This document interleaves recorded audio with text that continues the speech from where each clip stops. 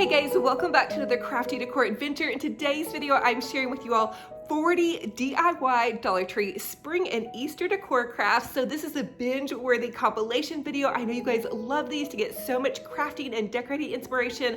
I'm also sharing with you all my thrift store outfits of the day, as well as some treat making, which you all have been loving as well. So let's go ahead and get into this amazing, fun, and fabulous video. Plug in those glue guns, get out your glitter and paint, and let's get to crafting. For the first DIY, I want to share with you all how to create a super adorable jelly bean Peep arrangement. So you're going to need 6 bags of little 98-cent jelly beans, a large cylinder vase. I found this one at Walmart, and then a smaller Dollar Tree vase to pop down inside of your larger vase. You're going to use 3 bags of your 98-cent speckled jelly bean eggs. You can also find these at Dollar Tree, I'm sure. And then I'm going to use these cute little pink Peeps. Now the Peeps came from Walmart and they're $1.28 for a pack, and I did use 2 packs for this entire project of the pink ones and then 2 packs of the yellow ones. And they were so perfect. They slid directly down into this cylinder vase without me even having to pull them apart.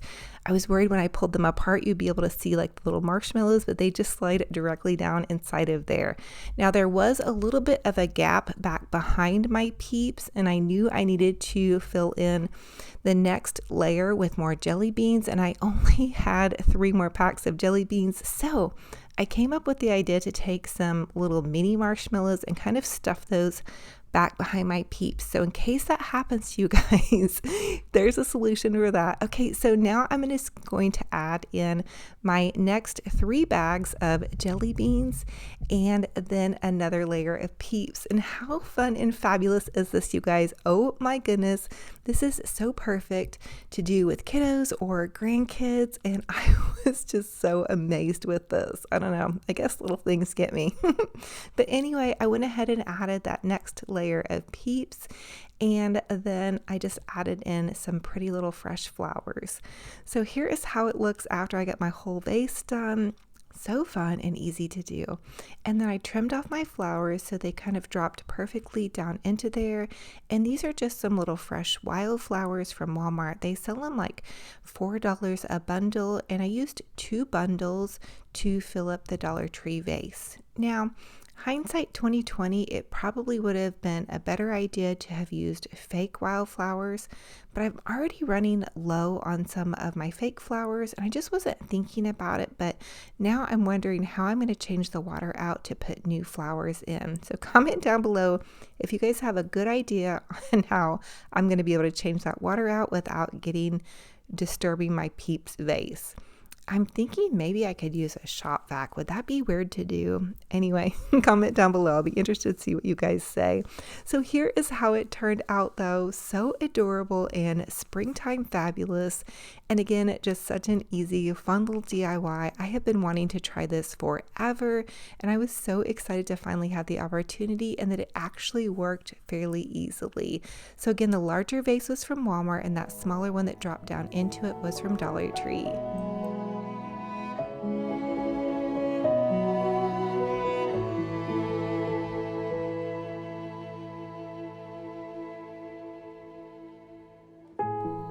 For the next Dollar Tree DIY, I'm going to take 6 of those foam eggs, and the Dollar Tree foam eggs come 6 to a pack. And then I'm going to take this beautiful Mackenzie Childs napkin, and I'm going to create some really unique, beautiful eggs.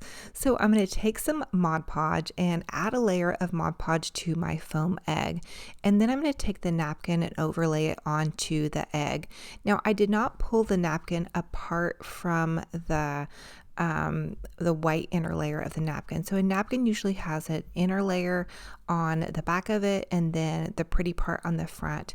I feel like it leaves more of the little flower napkin available to view in its original color if I leave that white part on. I hope that makes sense what I'm trying to explain.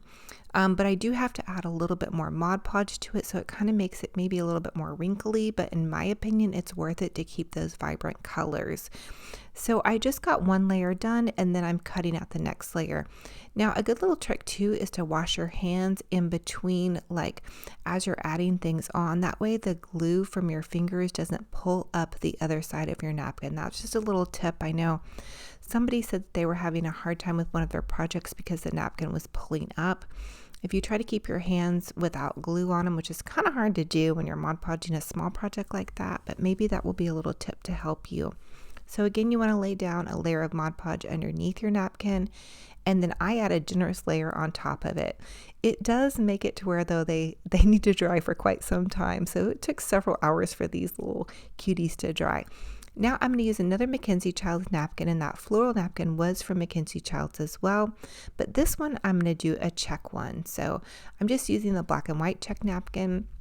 And again, I did buy the napkins off the Mackenzie Childs website, but I will tell you that a pack of their napkins has lasted me an entire year worth of projects. All the DIYs I've shared with you guys, I've used that same old pack of napkins. So just to let you guys know about that, they're really fun to craft with. But you guys can also find pretty napkins at Dollar Tree, Tuesday Morning, TJ Maxx, Target, Walmart has some beautiful napkins. So just keep your eye out, find something you love, and go for it. And again, I'm doing the same process here, except for I did not cut the napkin apart. I'm just laying it down in one huge layer because I do have a bunch more eggs to do, and I wanted to get this show on the road. Now, it did make it a little bit lumpy in the back part, but it wasn't too bad, and I'm just going to pop it into a floral anyway, so I was okay with that. But if you want to get particular and cut it out, you can do that as well. So whatever works and whatever you decide to do. Now here it is, popped into my cute little Easter display, and I was so crushing on it. Oh my goodness, and I cannot wait to share with you guys a step-by-step tutorial on how to put together this entire Easter display. Oh my goodness, so much blooming fun for spring.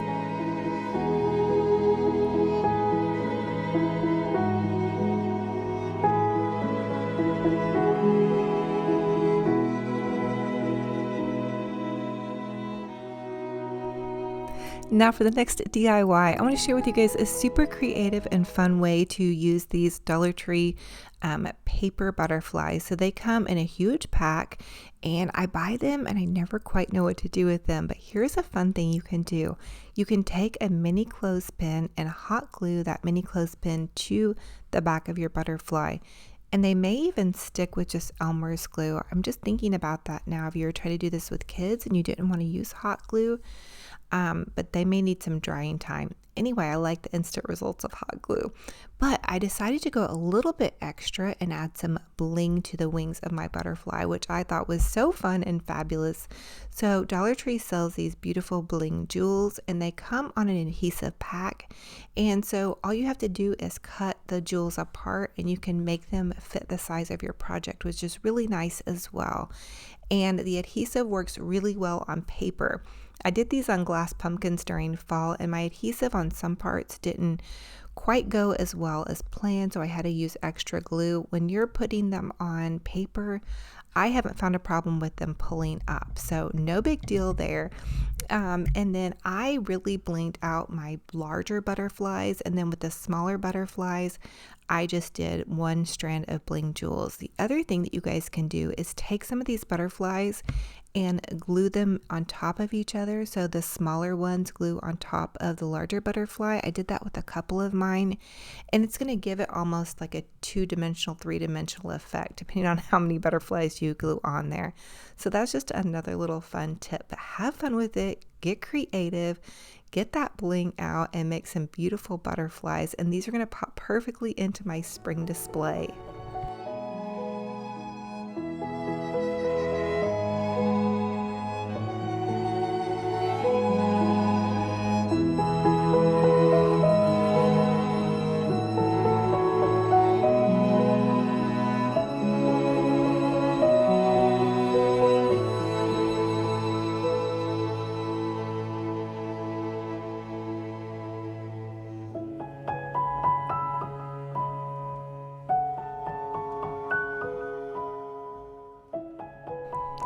So here is how my butterflies turned out, and then I just popped the clothespin open and they're ready to pop into a beautiful display. And then there's those pretty eggs that we just made with a little decoupage on them, and I just thought that they really brought this display to life. They made it very artistic and creative. And then there's one of my little two-dimensional butterflies, so you can see that the wings were kind of popped out. So here's kind of like a little bit of an overview. I love the added effects of the butterflies. I don't think I've ever used butterflies in one of my displays before, but my daughter was really loving it as well. So if you have kiddos, add some of those little whimsical touches. It will really catch their eye and bring a smile to their face.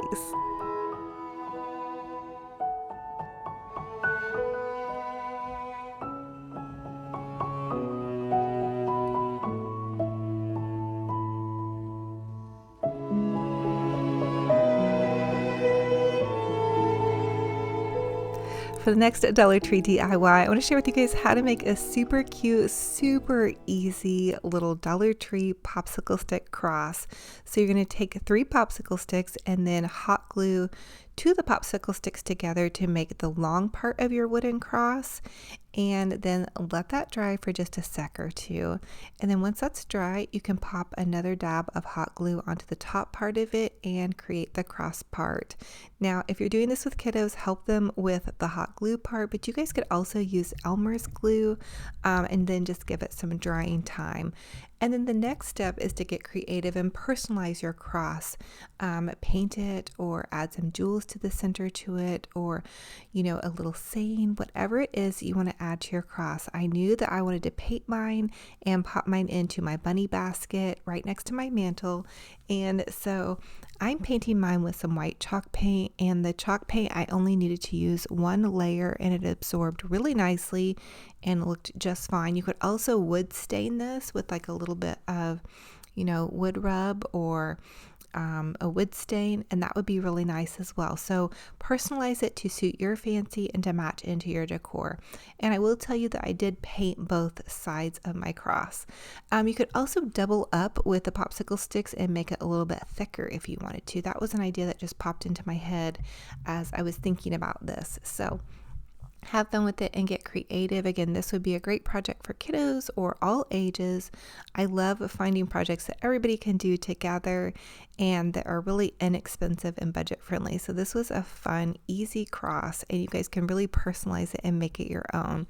And then once I had painted my cross and I let it dry for a bit, I decided to dig through my jewel stash and find a pretty bling jewel to go into the center of it.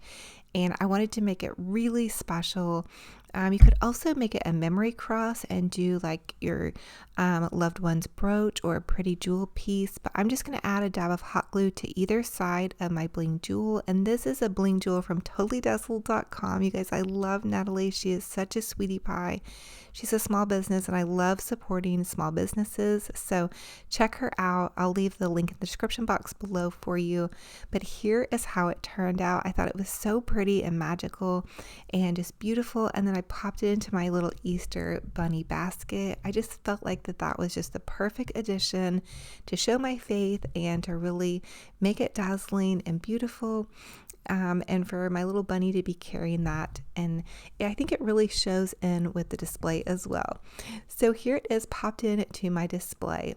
Now for the next DIY, I want to share with you guys how to take one of those Dollar Tree big giant oversized Easter egg signs, and the sign is really cute as is, but I did buy a couple of extra to make some crafts with. I wanted to make a black and white check Mackenzie style child's style inspired sign. So I'm just chalk painting it front and back white, and I believe I did chalk paint the front twice to get really nice good coverage over those letters.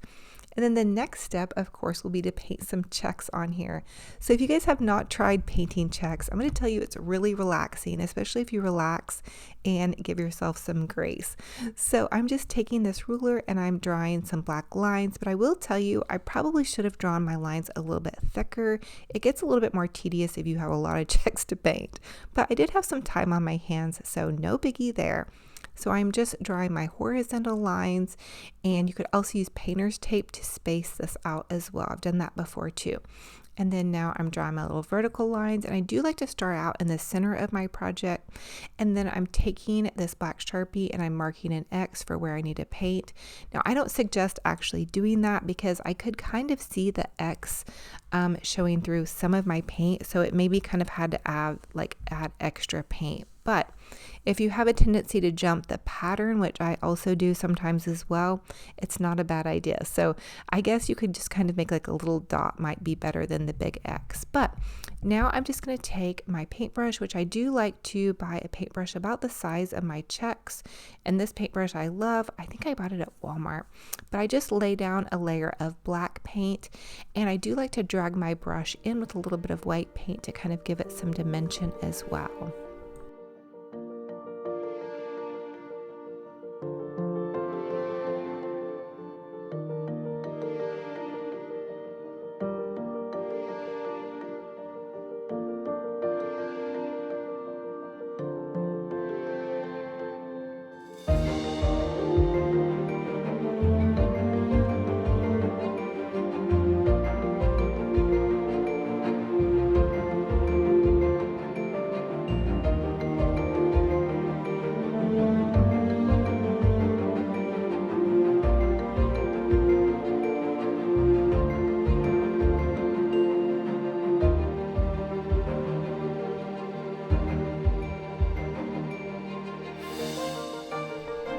So now that I have my black Chex painted, I like to go in with a little bit of white and gold paint on my brush. I don't wash my brush, I leave it with the black paint on there, and then I just drag that white and gold paint through my black check. Now if you study the Mackenzie Childs patterns, their artists are all doing hand painted black and white checks as well, and so you can see little imperfections in the work. And so really this doesn't have to be a perfect project. You want to see some imperfections and you want to see some of the paint lines.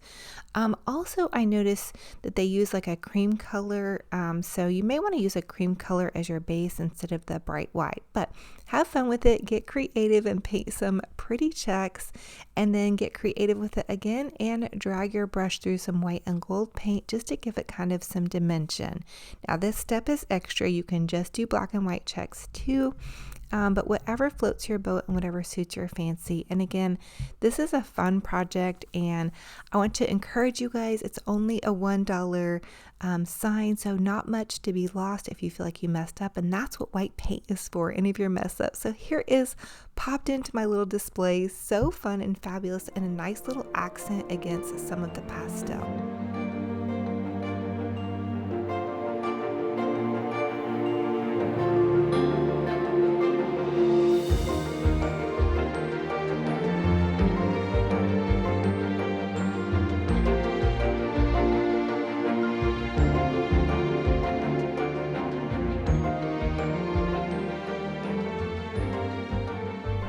Now for the next DIY, I want to share with you guys how to create a super adorable bunny. So this is just one of those Dollar Tree plastic bunnies, and they come actually where you can kind of pull them apart, so you can actually have two bunnies, and they're fun to play with. I'm just going to lay down a layer of white chalk paint to start out with, and that's going to be my base color. I do love using chalk paint. A lot of you will ask me about that.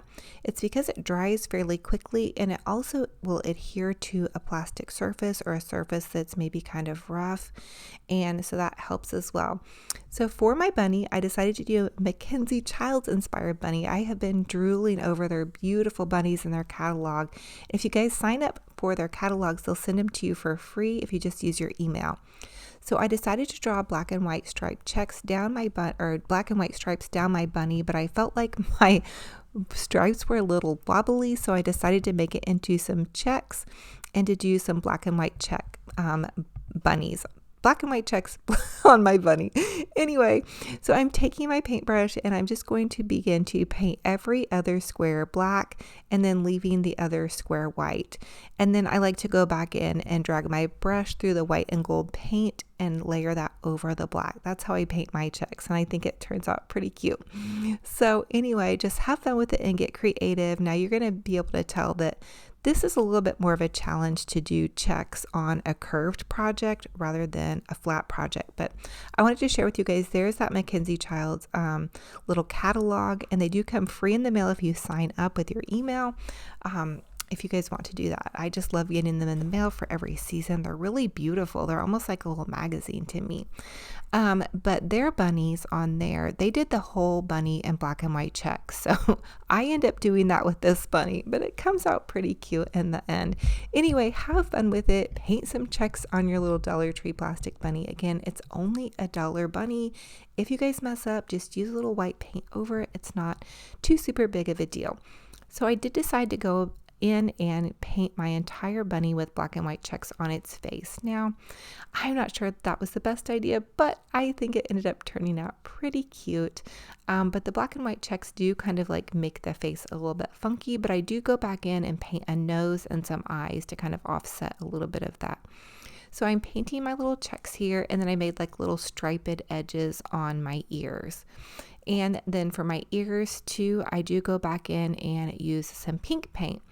Now, after I get all of my black checks painted, I go back in and usually mix in a little bit of white and gold and drag that through my black checks. But now I'm just painting my cute little pink nose and pink ears with some acrylic pink paint. And then I did give my bunny some blue eyes originally, but I kind of obsessed over the eyes. They were pretty tricky to do, and so my eyes ended up turning gray. Anyway, I like to go in with a DECOR premium paint pen. I buy these off of Amazon. I'll link some in my store, but I also get them at Michael's some too. You can use your coupon. They're really a nice paint pen, but Dollar Tree also carries a pretty nice little gold paint pen as well. So I went all the way around my bunny to make him super fancy and glammed up and bling with his gold, fanciness. And then there's me still trying to get those eyes right. Okay, so I added a pink bow, a little satin bow to the center of his neck, and then a beautiful bling jewel. You guys know me, I love my bling. I just think it adds a lot of really sparkle and shine. I just loved a nice bit of sparkle and shine. And here's how those packs of bling jewels come. I'll leave a link in my description box for the bling jewels. Natalie is amazing if you want to support a small business.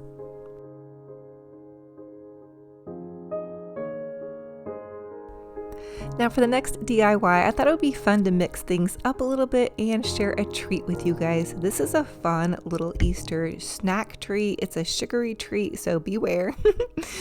It's what they call Easter Bunny Chex Mix. So we're going to take 1 cup of chocolate chips, put that in a microwave safe bowl, half a stick of butter, pop that into your bowl as well, and then half a cup of peanut butter.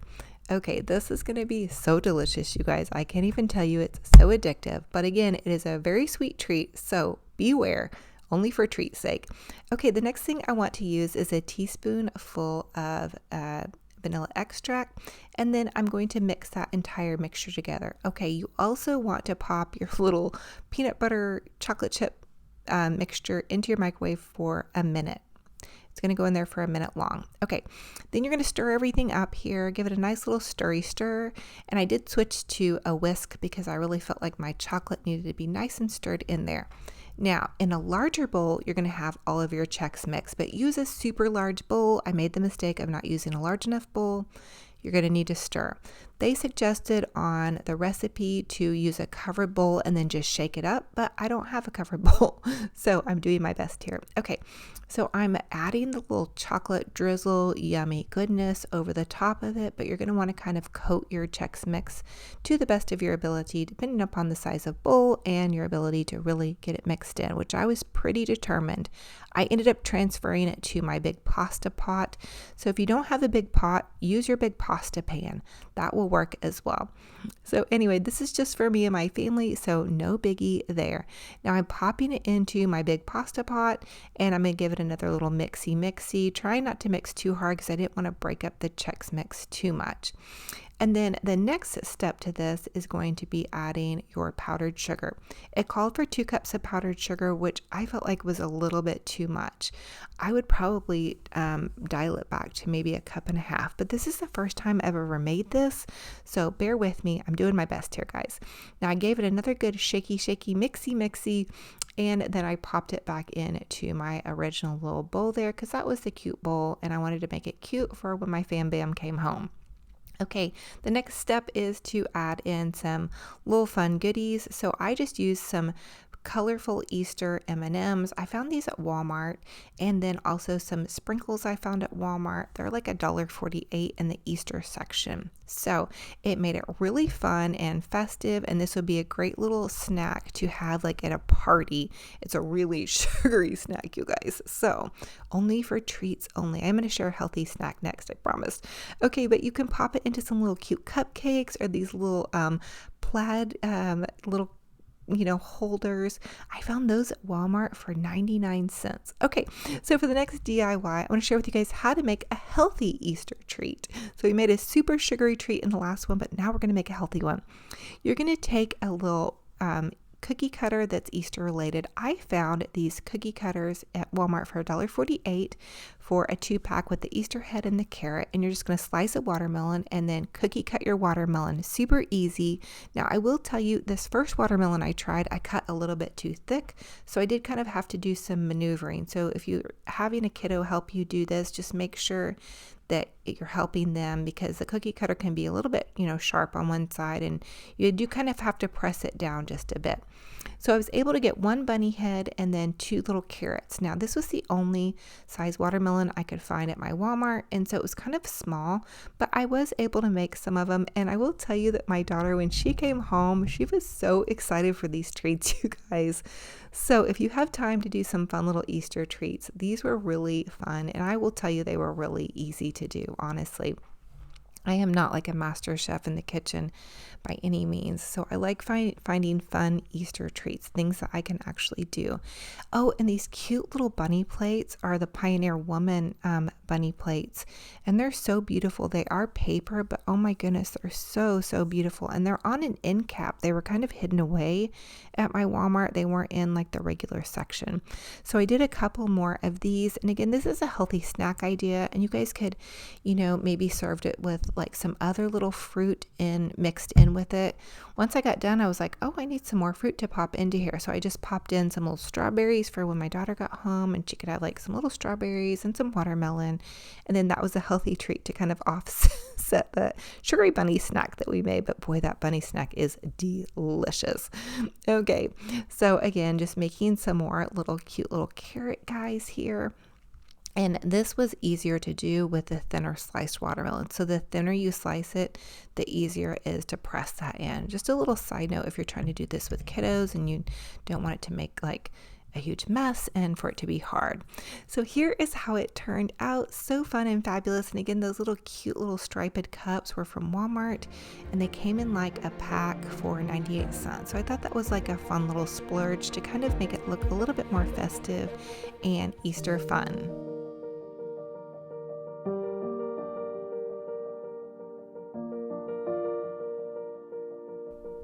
And there's my loyal assistant, my trusty creative director, Benji Bear. He is in the studio working his magic as always, and he wants to say hi to you guys. So for the next DIY, we're going to create a beautiful mantle display on my mantle here, and I'm going to make a pretty little floral by using 2 pieces of greenery. So really just any greenery will do. And I did find this at Hobby Lobby, and they have their greenery 50% off. So that made it a little bit more price friendly, but I am going to give it a nice good fluffing here. And so I'm going to add 1 greenery to one side and then 1 greenery to the other. And you can see Benji Bear is directing the scene. He's going to tell me where to put these flowers, how much fluffing to do, how many bows we need. Really, he likes to bark at the TV. He loves watching TV, and he really likes when he sees birds come on. So anyway, I'm going to take now and really dress this mantle up. by adding in some pretty little flowers. So these are just flowers that I've kind of been collecting along the way that have some pretty spring colors. I got some of them at Dollar Tree, some of them at Walmart, and then a couple of them were from Michael's clearance section. I shared with you guys my after clearance finds at Michael's. They had pretty white and pink flowers. They had a little bit of glitter and frost on them, but they were Christmas flowers. So anyway, always check your after Christmas florals. You can get such a good deal on them, and a lot of times you'll be able to reuse them for the next season. So they had them on Christmas because they had they frosted and sparkle on them. Here's one of those roses, but to me they were gorgeous. So anyway, I also added some Dollar Tree wisteria to either side of my little mantle garland display here, and I'm just continuing to pop more flowers in. And again, these are just flowers that I've been kind of collecting that have some springtime colors to them. And there's that pretty Dollar Tree wisteria. I was so excited and impressed with how that looked this year. So anyway, I'm popping the wisteria in to kind of drape down the side, and then just some pretty roses in. And there's that bird. Benji Bears goes crazy with the birds. He likes to sit in the window and watch the birds or watch them on TV. And so this is on my TV. It's just playing. If you type into your YouTube search bar, just type in spring music, and you'll have like a 2 to 3 hour loop of beautiful spring music, and it'll have like pretty scenes that are for spring. I did that for Valentine's Day. I shared with you guys as well.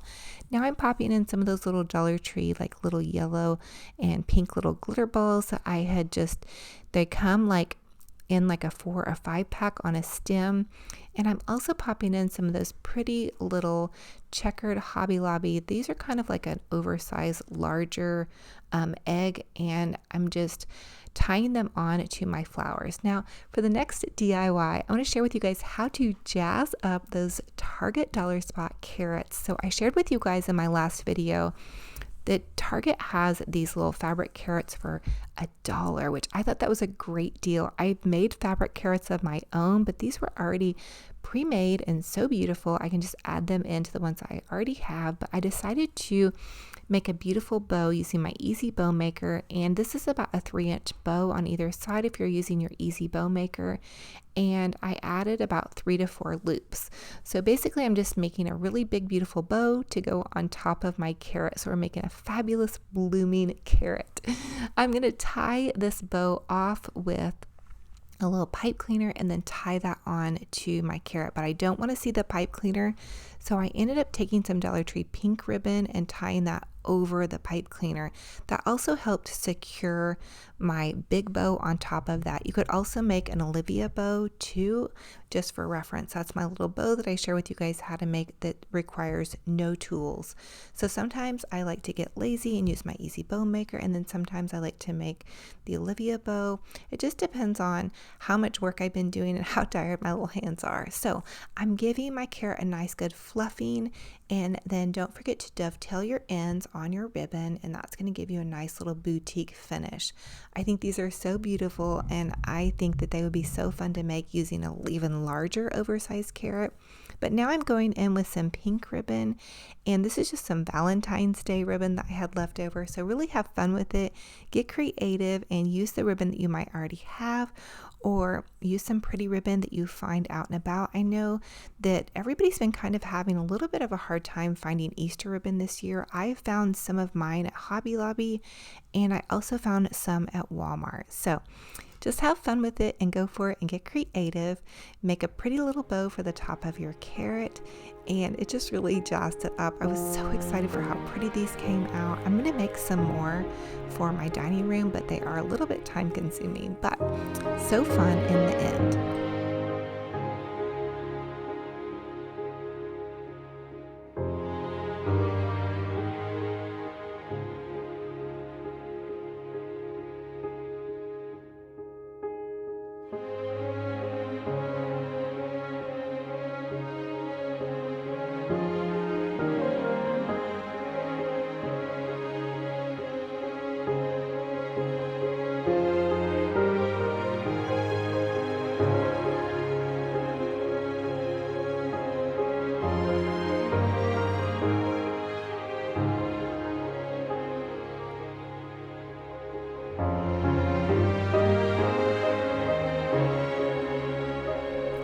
I decided at the last minute to take some of this black and white check ribbon from the Dollar Tree and tie it onto my carrot. I just made a quick little shoelace bow and I doubled up my ribbon.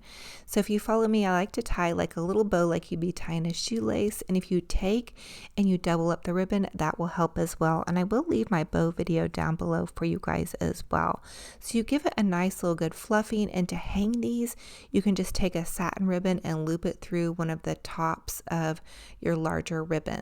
So that way your carrot will hang evenly down. I was trying to figure out in my mind how to make sure that my carrot wasn't tilted backwards.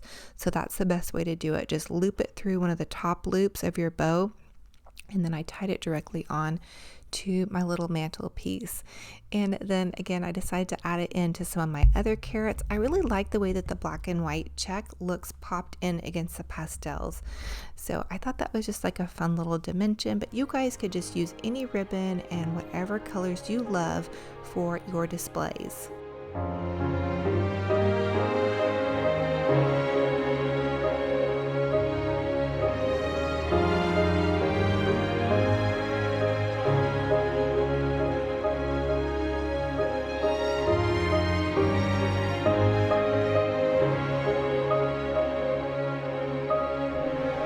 Now for the next DIY, I want to share with you guys how to make an oversized bow for your mantle or your garlands or your wreaths or whatever. So I'm going to use my easy bow maker, and I'm going to start out with this black and white check ribbon, and I'm going to go side to side in about an 8-inch loop, and then you're going to trim that first ribbon off. The next layer, I'm going to use a polka dot pastel ribbon, and I did get these ribbons from Hobby Lobby. I did splurge a little bit on these ribbons because they are going to be like my main wow factor in this garland, and so I wanted them to be a certain particular look and also a certain color. And so I also love this little yellow ribbon. So anyway, you're going to go about 8 inches, and then I went 7 inches on my pink ribbon, and then on this black and white check ribbon I went 6 inches, and then I just kind of made it a little bit smaller as I went along. That way each layer could kind of show through. And I love the Easy Bow Maker because you can stack a really big bow without having to hold it in your hands. But you can also make a really big beautiful Olivia bow if you guys have seen that as well. So whatever floats your boat. With these layered ones, though, I do like to use my Easy Bow Maker. So this is going to give me a lot of dimension in with my display, and it's going to help me pull all of my colors together as well. Now I'm tying it off with a little pipe cleaner, and I'm going to tie it on to the end of my mantle where the garland part is. And then the next step is to give your bows a good fluffing. So I like to buy ribbon that has wire in it, and that way you can really fluff up your bows. So the next thing I want to do is add some of my little grass to the front part of my little mantle here. So Hobby Lobby has these squares of grass, and they're $4.99, but all of their spring stuff is 40% off. So you're going to automatically get 40% off of any Easter or spring goodies. Now the next thing I'm adding in is my little basket that I made 2 seasons back, and I've shared that with you guys on another DIY video. I'm adding in my bunny and then my cute little black and white check egg, and then just some pretty florals and greenery around it. Now I do change this up just a little bit because I end up using one of these baskets over in my dining room. But here's another little nest that I made. That's one of my chicken of the sea nests. So you just take like a little tuna can or chicken of the sea can, and you just add, a bunch of greenery around it until you make it into the shape of a nest. And then here's another one of my Dollar Tree DIY bunny baskets. And you guys, you can really make pretty baskets with moss and little Dollar Tree Easter baskets. So I decided to take one of these Dollar General baskets and tilt it sideways and make it look like it's like a tilted sideways blooming basket. It also is doing double duty and concealing our router that goes to our television back behind that one basket. So I did need it to be kind of big there. And then I just added another little basket. I had this from last season from Dollar General, and I tilted that one sideways as well. These are different sizes, but I think it's okay to kind of offset things just a little bit and make them different sizes. So here is how it came out, my entire mantle display. I have my cute little gnome I popped in there, and then my pretty little smaller gnome that we made using a Dollar Tree little Easter bunny. I've seen so many of you guys make so many cute DIYs with that Easter bunny, and a little basket I picked up from the thrift store, my little Target dollar spot bunny pillow. And then I just think it's blooming and ready for spring and Easter. And so I hope you guys get so much inspiration off of this and just some happy feel good vibes. Now let me know what I should do with my pink tree over there. That was my trash to treasure project. It was headed for the dumpster and I painted it pink, my little ficus tree over there. I decorated it up for Valentine's Day, but I haven't figured out quite yet what I want to do for Easter, and I did so many DIYs in this video I just wasn't able to get to it, but I hope it gives you guys some inspiration. Now, I do have a $100 Hobby Lobby gift card that I am giving away. And so I have been leaving like little secret questions for you guys all throughout this video. And I'm going to announce the winner next Saturday. So I'm super excited to share that with you guys. But the secret question for you is, what is your favorite spring character, or like just spring goodness? So when you think of spring, what do you think of? Is it like a bunny? Is it a butterfly?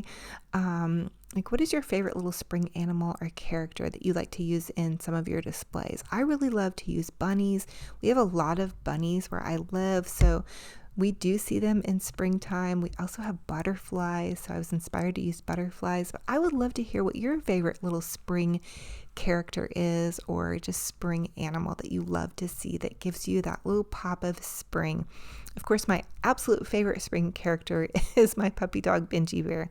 But the little bunnies and little birds and butterflies, they just really scream spring to me and just bring a smile to my face. So I'm interested to see what you guys comment and what really brings spring into your heart. I feel like spring is such a wonderful time for hope and love and joy, and we have so much to be thankful for every day that we pop out of bed and our eyes open and we're blessed with another day. So I just want to give you guys that and encourage you all. I am going to share a quick little recipe with you guys at the end of this video as well, so stay with me here. I know this was kind of an extra long video, but I feel like I just really wanted to give you guys so much inspiration and goodness and springtime Easter vibes.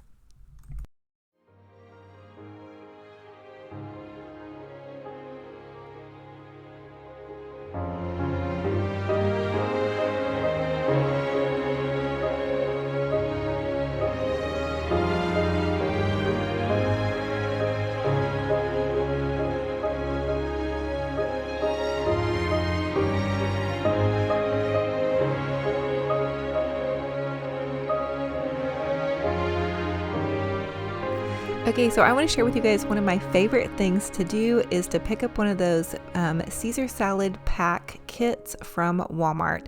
They are so delicious. I like to jazz mine up and add in some tomatoes and a little bit of onion, just to really kind of soup it up, and also some olives. And then I like to add in a little bit of Olive Garden dressing, and then I add in the dressing Caesar salad packet that it comes with. I then add in the croutons and some pepper and a little bit of salt, and I give it a really good mixy. So this was a family size and it fed all of us really nicely.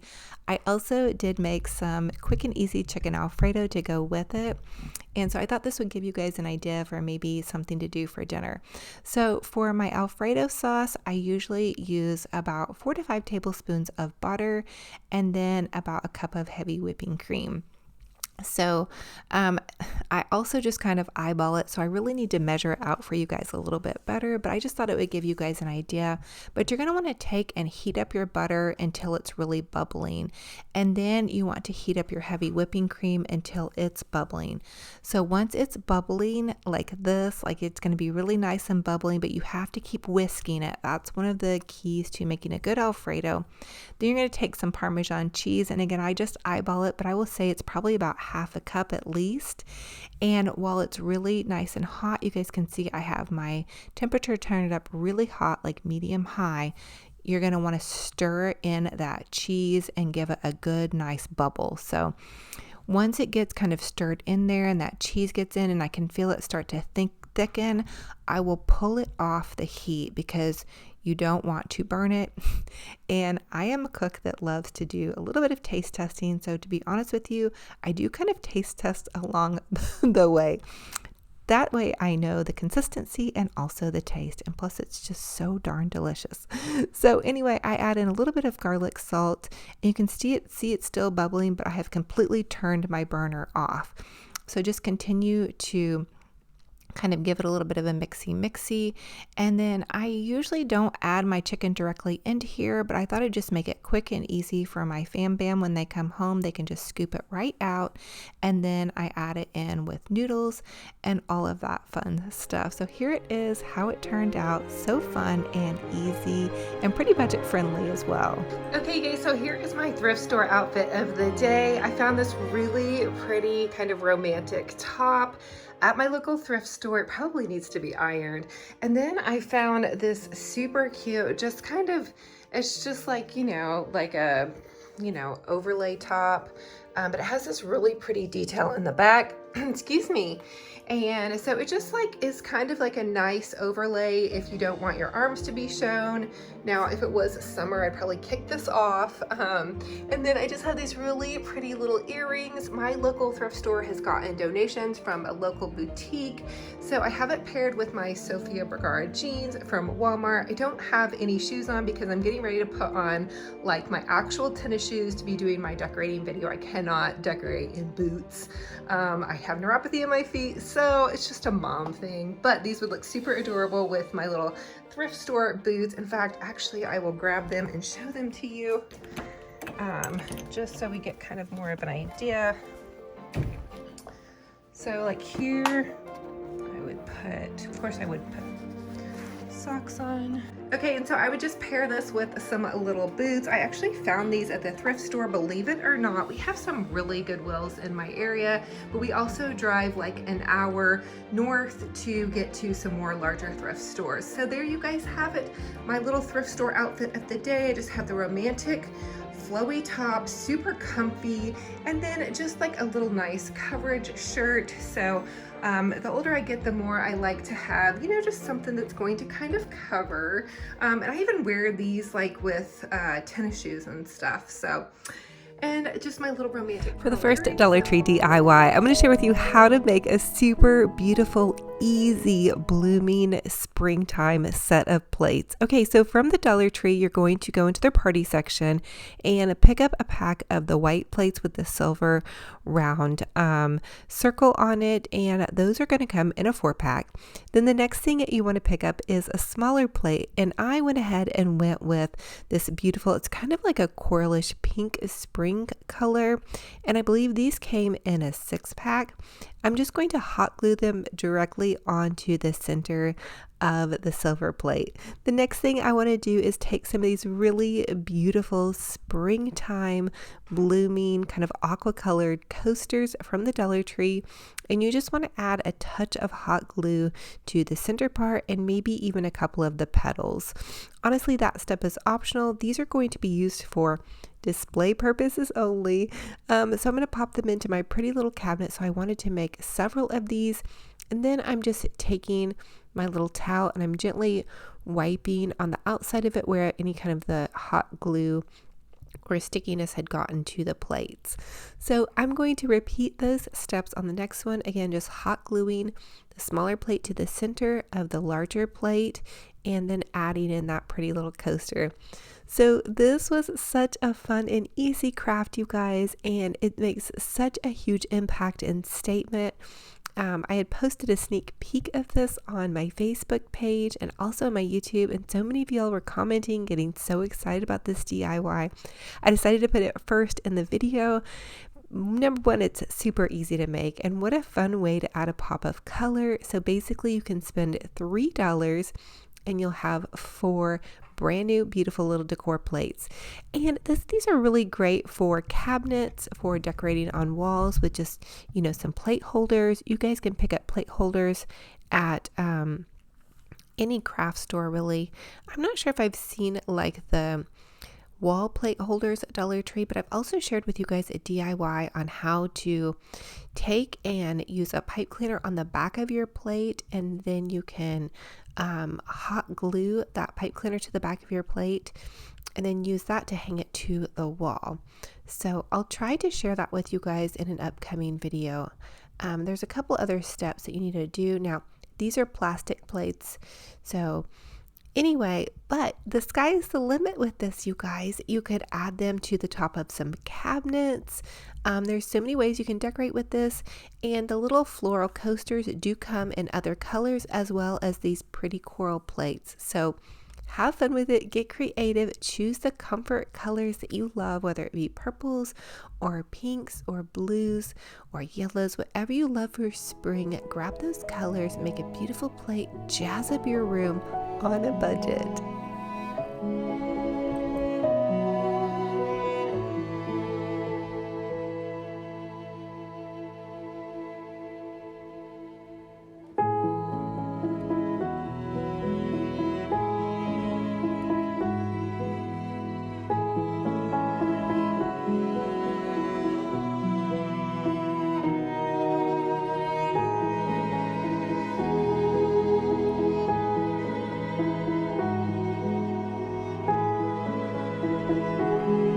For the next Dollar Tree DIY, I want to share with you all how to make some beautiful indoor flowers for an indoor flower garden, and these are going to be super whimsical and beautiful. You'll need some shish kebab sticks, a couple of paper straws, some little Dollar Tree plastic plates, and some Dollar Tree coasters. So I'm going to take the little paper straw and run it down the shish kebab stick and then just gently hot glue it to the top part of the shish kebab stick, and then you'll have one part of the shish kebab stick still needing to be covered, and then I'm just going to add another little dibble dabble of hot glue here. This is going to give me an extra long kind of stem for my flower. Also, if I wanted to trim it off to where that shish kebab stick was pointy, I could use that and pop that into some floral foam inside of an indoor real houseplant. And then I'm just going to hot glue my little paper straw to the back of my little plastic plate. So these plastic plates are at Dollar Tree right now in the spring section, and I believe they're 5 to 6 to a pack. So you could make 5 to 6 of these flowers, and check out how many of the straws. I was so excited to find these, you guys. They have some really beautiful paper goods right now. And really, if you love these pastel comfort colors, this is the time to buy when everything is just naturally going to be in these spring pretty colors. The next thing I want to do is add one of those pretty little Dollar Tree aqua coasters to the center of my plate. And that's going to create my really beautiful flower. These are so fun to use. They would make such a great little decor accent in a little girl's room. They would make a beautiful decor accent in your dining room, popped into like some pretty vintage vases. I also think these colors are like really vintage chic. Now I'm going to do a purple one, and I'm going to do exactly how I did the last one. Again, just covering the little shish kebab stick with the paper straw and then hot gluing it together. Now I did try to use one of the Dollar Tree wooden dowels to do this, but the wooden dowel was too large to cover the paper plate with. But you could use a wooden dowel if that's what you have in your craft stash. Use a wooden dowel and then just take some pretty ribbon and kind of wind that around the dowel. That's just an idea if you guys maybe already have the wooden dowel in your craft stash and you don't have the paper straws. You can also find paper straws in Walmart in the party section, and I believe they're like $1 a pack. So anyway, have fun with it and get creative and make some beautiful blooming flowers.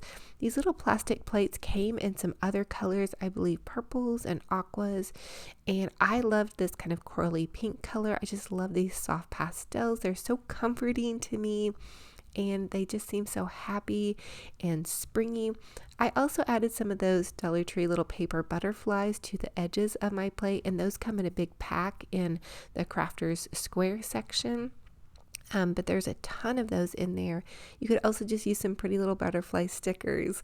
So really have fun with it and get creative. Make a beautiful, whimsical indoor flower garden. Now, I wouldn't suggest that you put the paper outside in the sun. So you'd want to do this a little bit different if you're going to put these outside. For the next Dollar Tree DIY, I want to share with you guys how to make a super adorable little Dollar Tree ladder. And I'm using three total of the Dollar Tree plungers, and I just removed the bottom part of the plunger, and then I removed the sticky part of the plunger with a hair dryer. So you can set your hair dryer to high heat and heat up that sticker, and it will come off really easy. And then you can just take a bit of sandpaper and kind of sandpaper it a little bit more smooth. Now I'm taking my third plunger and I'm just going to cut the little plunger kind of in half, but I also cut like the little part off where the plunger had been attached. Now I'm just taking some hot glue and I'm going to hot glue my little wooden sticks to my plunger. You guys could also make this with paint sticks if you have those on hand, or you could even use popsicle sticks. I was going to do that until I got the idea to use the plunger. So anyway, you could use wood glue. I like the instant adherence of the hot glue, so that's what I use for that. Now I'm just going to take some of my Waverly white chalk paint, and I get my chalk paint at Walmart, and it lasts quite a while for a lot of projects, although I am at the end of my container on this DIY video, so you guys are going to see me really dig my brush in there. But this chalk paint had really good coverage. I had to use only about 1.5 coats, and really 1.5, I used one really full coat, and then I just kind of went back in and touched up any spots that I felt like were not all the way covered with a little bit more. Now you guys could really get creative again with this step and customize the colors of your ladder to suit your fancy. I decorate with a lot of whites and shabby chics and different colors like that, and I wanted it to be really springtime and fresh, so I just chose a solid white. I was going to go back in and just stress it, but I decided that I just wanted to keep it white. I didn't want to use like any kind of stains or waxes, because I'm going to use some of my favorite little pretty tea towels, and I don't want them to get like anything on them. So these little ladders are great to use on your kitchen, like underneath the little area where you might be able to hang a kitchen towel on them, or maybe do like a cute little kitchen banner. Really, so many ideas. So this just was popped right directly into my little cabinet or hutch here, and then you guys can see I displayed it with some of these beautiful little tea towels, and these tea towels actually did come from TJ Maxx. They were in a 4-pack, which I felt like was a really great deal, and I shared them with you guys 2 videos back in one of my hauls. I did a big spring Easter haul for you guys. And so here's how it looks, so springtime, blooming, fabulous, and such a fun and easy little DIY that you guys can do on a budget.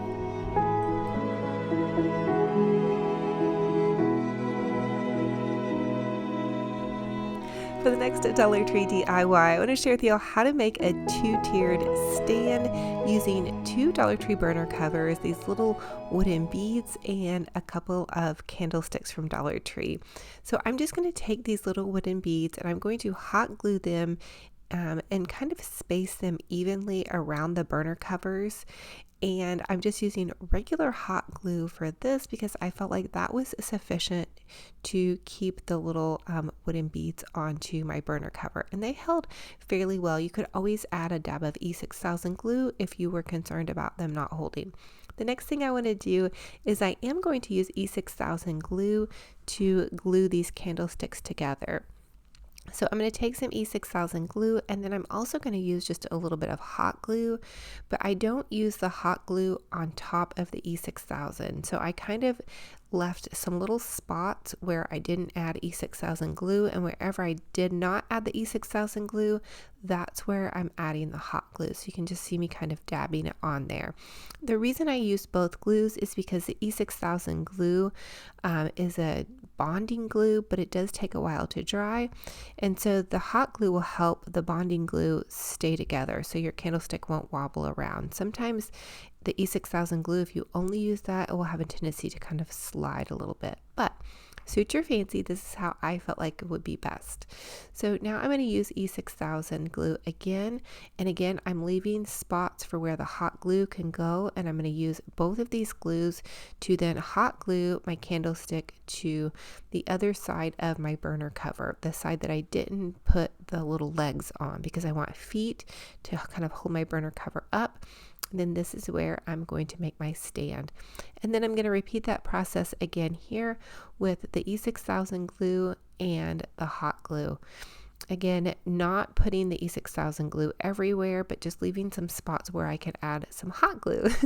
So I hope that's making sense.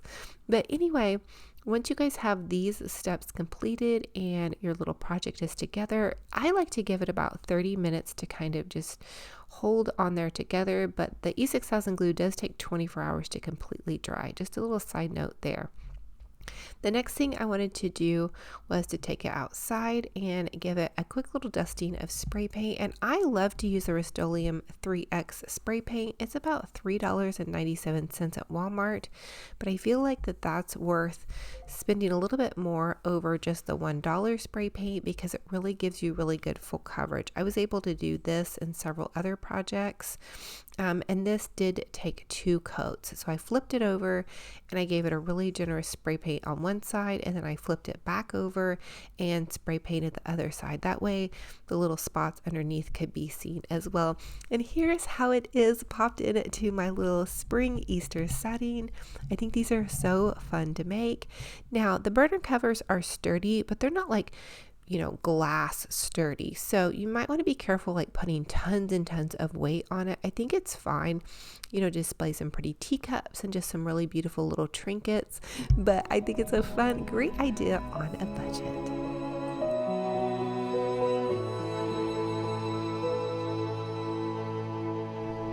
For the next DIY, I wanted to share with y'all how to make a beautiful Easter plate using a clear glass plate. You guys can find these at Dollar Tree or Walmart. And then you're going to take a beautiful napkin, and I'm choosing this napkin that I found at Walmart. It's by the Pioneer Woman line, and it's actually on an end cap. It's not in with their like regular Easter stuff. So I'm just cutting the size of the plate, and I use that little cup as my guide. And then I'm going to cut out my pretty little bunny. You guys could also use a bunny treat bag or whatever, you know, thing that you wanted to glue inside of your little plate. So I gave it a generous layer of Mod Podge, and then I'm going to go back over it with another layer of Mod Podge, and then I'm going to let that dry. I actually set it out in the sun and let it dry for about an hour or two before I started my next step. And I also wanted you guys to know that they do sell bunny napkins at Dollar Tree, and I'm going to be sharing with you guys another little idea for the bunny napkin from Dollar Tree. I also do like to go ahead and take a little towel and kind of wipe around the edge.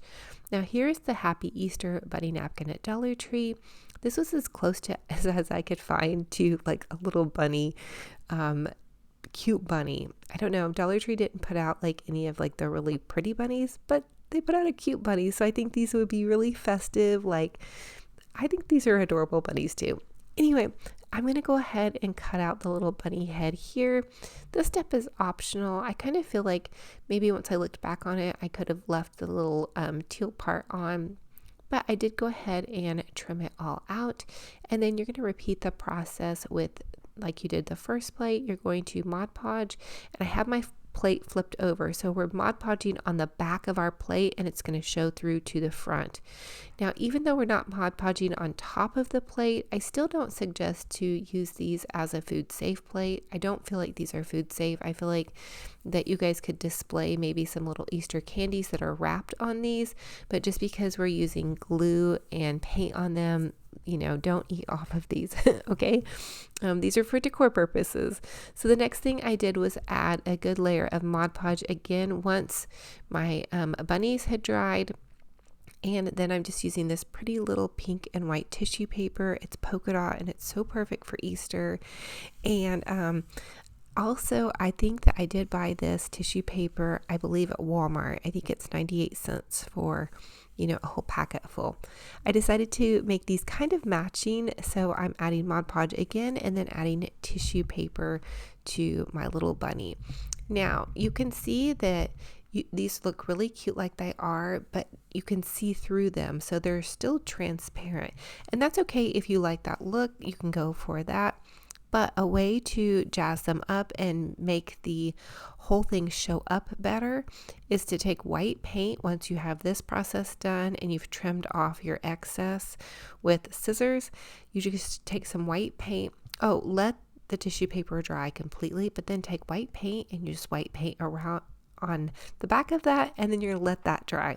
So really, these are super fun to make. They're just a little bit time consuming because of each step you need to let it dry in between the steps. But how adorable are these? They're so springtime fabulous and blooming. Popped into my little cabinet, and again, you guys could really use these just about anywhere. And remember, these are for decor purposes only. For the next DIY, I want to share with you how to make a beautiful blooming springtime wreath. So for the first step, I'm going to take this little Dollar Tree welcome home sign and I'm going to zip tie it to this grapevine wreath. This grapevine wreath base I did buy at Hobby Lobby. It was $4.98. And the next thing I want to do is pop these pretty little Dollar Tree white blooming flowers into the top part. So I did hot glue the end of it, and that's going to keep it a little bit more secure down inside of this grapevine wreath. Now you don't have to necessarily hot glue your stems, but it will help them stand a little bit better if you plan to put one of these kind of wreaths outside. I'm also adding in some of the purple Dollar Tree lilacs and also some beautiful spring pink colors. So on the top part of this, I'm adding a beautiful kind of bloomy bouquet out the top, and then I'm going to mimic and use the exact same flowers at the bottom so it looks really cohesive and looks like it's blooming.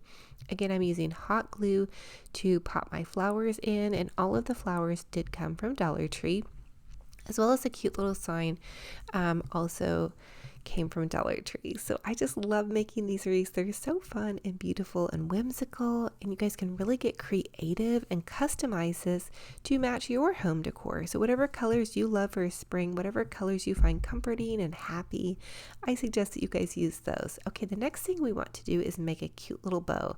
So I'm going to take this ribbon and just loop it over on itself and then pinch it into the center.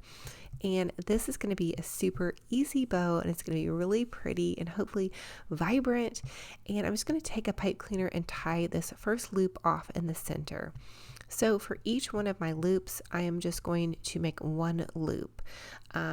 You can make a bigger bow if you want, but I'm going to use a lot of different kinds of ribbons. And so I did not find a whole lot of Easter ribbon at Dollar Tree. In fact, I'm almost out of my Easter ribbon, so I did have to pop into Michael's and Walmart and Hobby Lobby on the hunt for ribbon. And so this ribbon is from Michael's, and the other ribbon I believe is going to be from Walmart. Okay, so I am tying it off in the center. Again, I just made a little loop with my ribbon, tied it off in the center, and then I have just kind of some cute cascading tails.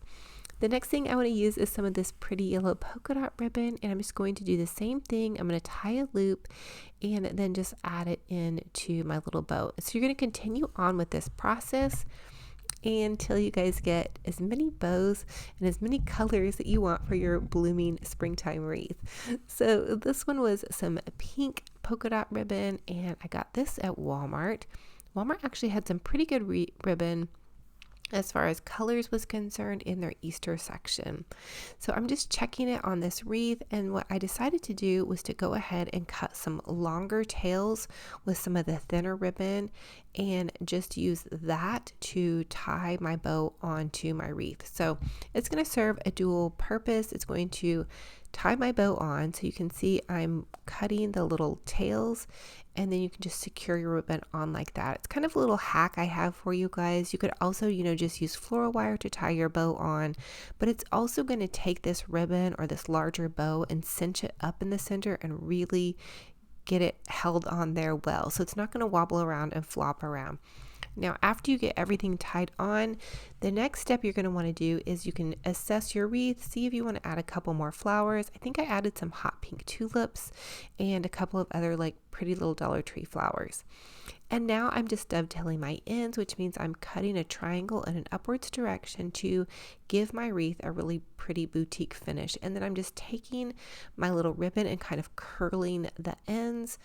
And I did add in one more layer of ribbon to this to kind of pull some more of those blues in. But this one was definitely blooming and definitely springtime fabulous and really on a pretty good budget. So I think that this was a fun one. Again, especially if you use Dollar Tree florals or even some florals you might have in your stash. So here it is after I fluffed my bow and made everything all nice and fabulous. So as always, comment and let me know what was your favorite DIY in this video and which one will you be recreating. I really tried to inspire you guys in this video and hopefully give you some ideas from a beginner crafter level to a little bit more tricky on some of them. So hopefully it gives everybody some different crafts and projects they can think about or maybe even want to make for their own, or maybe you're just having fun watching this video. You love to watch crafts and get inspired. So I want to thank you guys for being here. It's such a true blessing and an honor. Don't forget to listen for that secret question too. I'm going to pop it into the video somewhere because I do have a $100 Hobby Lobby gift card giveaway that I'm sharing with you guys, and the winner will be announced next Saturday.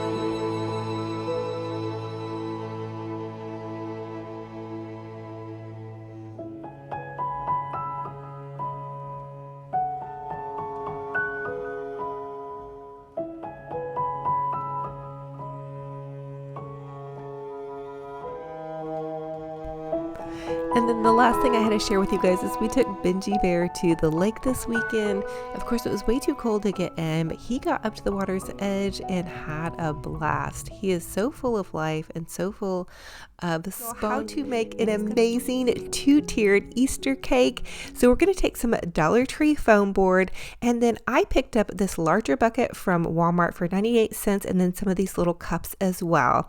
And I'm just going to cut out some circles that are the size of the bottom of the foam board because I need the foam board to drop down into the little buckets to fill up this space, because we're going to be stacking these cakes and we don't want to use any more of our spackling than we have to.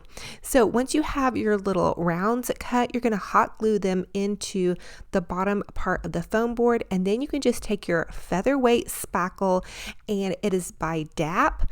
You can get it at Dollar Tree in a small container, or I usually just go to Home Depot and spend a couple of dollars more and get the larger one. And you're going to take one of your little Dollar Tree crafting putty knives and begin to putty on your frosting. So I'm using the little crafting knife and I'm just gently smoothing the frosting, and it does take some work. This is a little bit sped up so it wouldn't take so long, but you guys kind of get the drift. Just pretend like you're frosting a cake. You're just going to go back and forth until you get that little hole filled and you get enough frosting on there. The next thing I want to do is make a little foam board round, and this is what my cake is going to sit on top of. So I'm just going to take and hot glue the smaller round to the bottom of the cake, and then I'm going to take one of these little Dollar Tree doilies. This was in the Valentine's Day section, but they sell the round doilies as well. That actually would have worked better. I'm just trying to use what I already have on hand. So I'm cutting the doily to fit around the bottom part of my cake, and I'm basically just creating like a little cake bottom. So just continue to glue the little doilies around, or go to the Dollar Tree and get the doily rounds. They are like $32 to a pack for $1. Anyway, I thought it would also be really cute to do a pink one since this is going to be Easter and I'm using a lot of pastels. Now, once I have my little bottom of my cake round done, I'm just going to hot glue the cake to my little cake plate or cake round. Then I'm going to take some more of that spackling and I'm just going to frost around the bottom part of the cake. So I did get a little bit messy with this, but it is going to be somewhat covered up with some of those little Dollar Tree glitter balls. I'm kind of using those like you would use jelly beans. So again, this is an Easter cake and you can take some sprinkles. You can cut up some little foam sprinkles, or you can even order some if you don't feel like making your own. They have really cute sprinkles on Etsy, and just like pretty much anywhere. Amazon, you guys can get some little faux sprinkles. Now I'm going to take this little Dollar Tree Easter bunny, and it came in like a little foam pack, and I just used, you're going to use your Adapt to attach everything. So use a little bit of your spackling to attach your bunny, and then you can use some of the little Dollar Tree glitter vase fillers, these little balls, and to me they look like little jelly beans. So you can see I'm adding a tiny bit of the DAP spackling to attach my little jelly beans, my little faux jelly beans or glitter balls. And then I did add even some more sprinkles in and around where it still kind of needed to be filled in. And I thought the cake looked really cute like this, but you can go an extra step and you can get some of the little Dollar Tree cake maker packets. So they actually have like a cake icing tip and bag, and you can put your spackling down inside of there and then just begin to kind of create frosting. I was really nervous doing this. I haven't done a cake in quite a while, and so bear with me on this, you guys. But you just squeeze your frosting out almost like you would be piping a real cake, and you kind of want to do like a little motion where it kind of like just guys kind of goes back and forth as you move your little cake round. And so here is how it turned out. Oh my goodness, I was so excited to create this because I have been drooling over all of the faux cakes that I'm seeing everybody have like in their really pretty fancy Easter displays, and I thought, gosh, I know that we can do this on a budget. And I really thought that those little Walmart plaid buckets would be so cute, and it also takes up so much less spackling. But you guys can always use any really gift box or anything, cover it with some spackling, and that can be a cake base as well. So I hope you guys are having fun with this, and get ready, hang on, we have quite a ride in this video, so many more DIYs to come.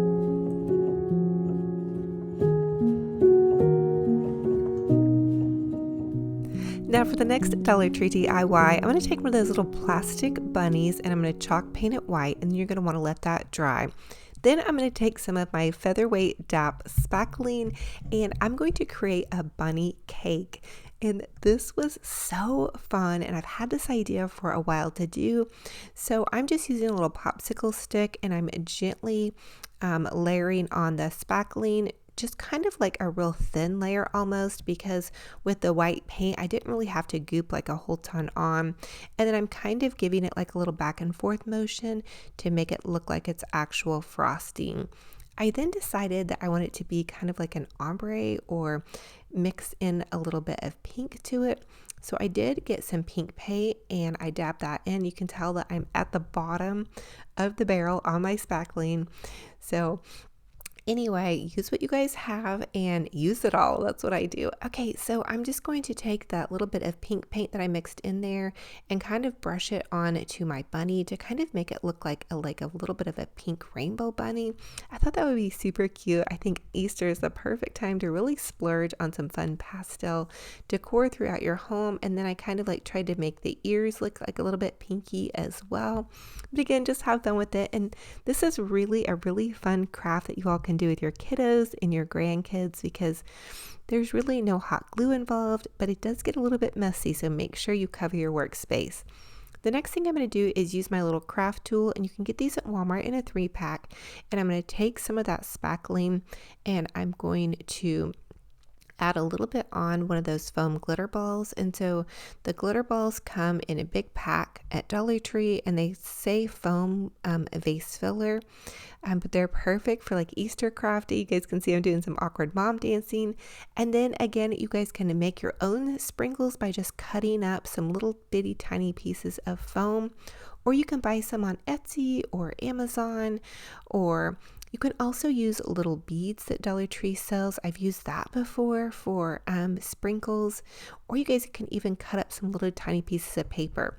Now, I like to put my sprinkles on when my spackling is wet, but if your spackling has dried, just a little tip, you guys can add some Mod Podge and then add your sprinkles.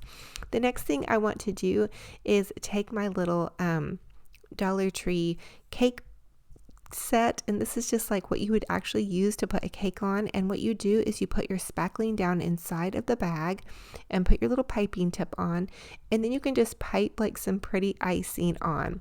Now, my icing piping skills are a little bit rusty. In fact, I've really only used an icing piping bag on fake cakes, so I do need a little bit of practice, but you just kind of use a forward and backward motion to try to give it like that little bit of a fluffy look.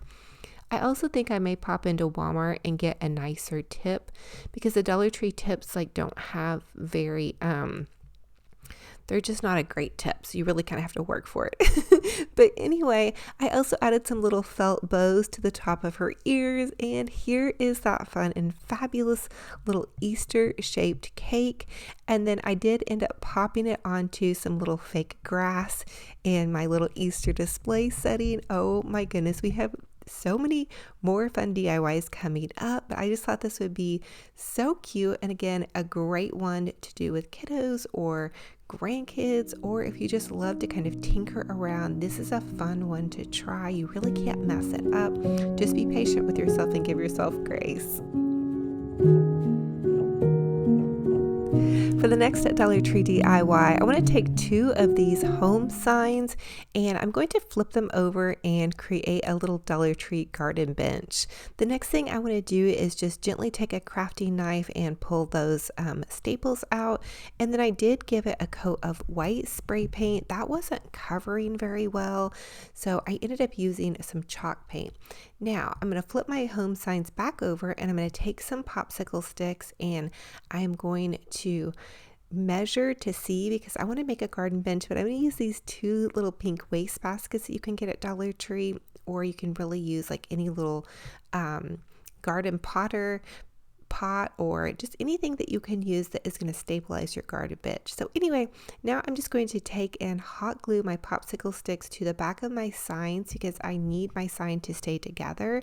So I want to make it really secure here. So I used 3 popsicle sticks this way, and then I ended up like kind of diagonally using some popsicle sticks as well. Now, because I used the waste baskets for my base, it was really a really sturdy garden bench, which is what I was going for. I just felt like the waste baskets may have been a little bit chunky for legs, but if you kind of have some vines cascading over it, I think it would make up for that. So the next thing I want to do is take some E6000 glue, and then also some hot glue, and your E6000 glue is going to be your permanent hold, and then you want to hot glue where you didn't put the E6000 glue down. And so then I'm just going to pop that on to the back of my little signs, and I'm going to do 1 on each side. And I did want to kind of like make sure that there was room on the garden bench. So I put them right in the center.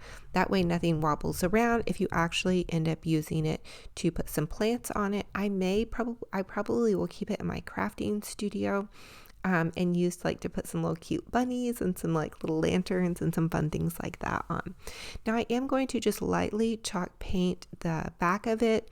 Nobody's going to see underneath it, but just in case. And you guys can tell that I'm running out of my chalk paint, so I had to like kind of pop it on top of my little signs here. Anyway, give it a good layer of paint. I gave it 1 generous layer of chalk paint, and that was able to really get my little garden bench covered. I want to make it kind of like a shabby chic garden bench.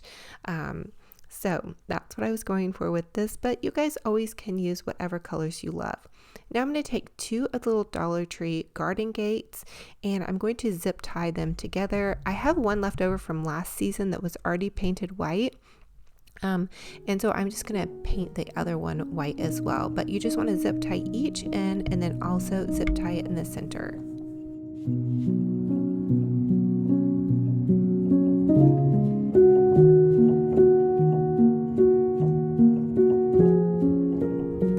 Now Now, once the garden gate was painted, I enlisted the help of Mr. Romantic, and he is going to help me attach it to the back of my little bench. So he took his drill and he just drilled several different holes in the back of the bench, and luckily it did not crack like the little plywood or whatever. It's not really made out of, it's made out of like a particle board. Anyway, then he took some of my zip ties and he just pushed them through and then attached the little garden gate as well. And it's actually really sturdy on there. I was pretty surprised, but he did use about 5 to 6 little holes that he just drilled with his screwdriver. So pretty easy to do there. I don't usually work with the power tools a whole bunch, and I just thought it would be fun for you guys to say hi to him and to kind of have his help. So anyway, there he is helping me out with my little garden bench, and it ended up being so stinking cute. Oh, I also want to let you know that he waited and he pulled the zip ties closed, starting from the outside and working its way in. He said that way it didn't pucker. Anyway, so he has a little different method on some of his stuff that he does, but I thought it turned out absolutely perfect. And then I just popped some little cutie goodies on top of it with this little sign and a couple of little carrots. And then there's like a little garden idea, but you guys could really put real plants on this and then pop it next to a window. And then there's that cute little Dollar Tree bunny that we created, some candlesticks.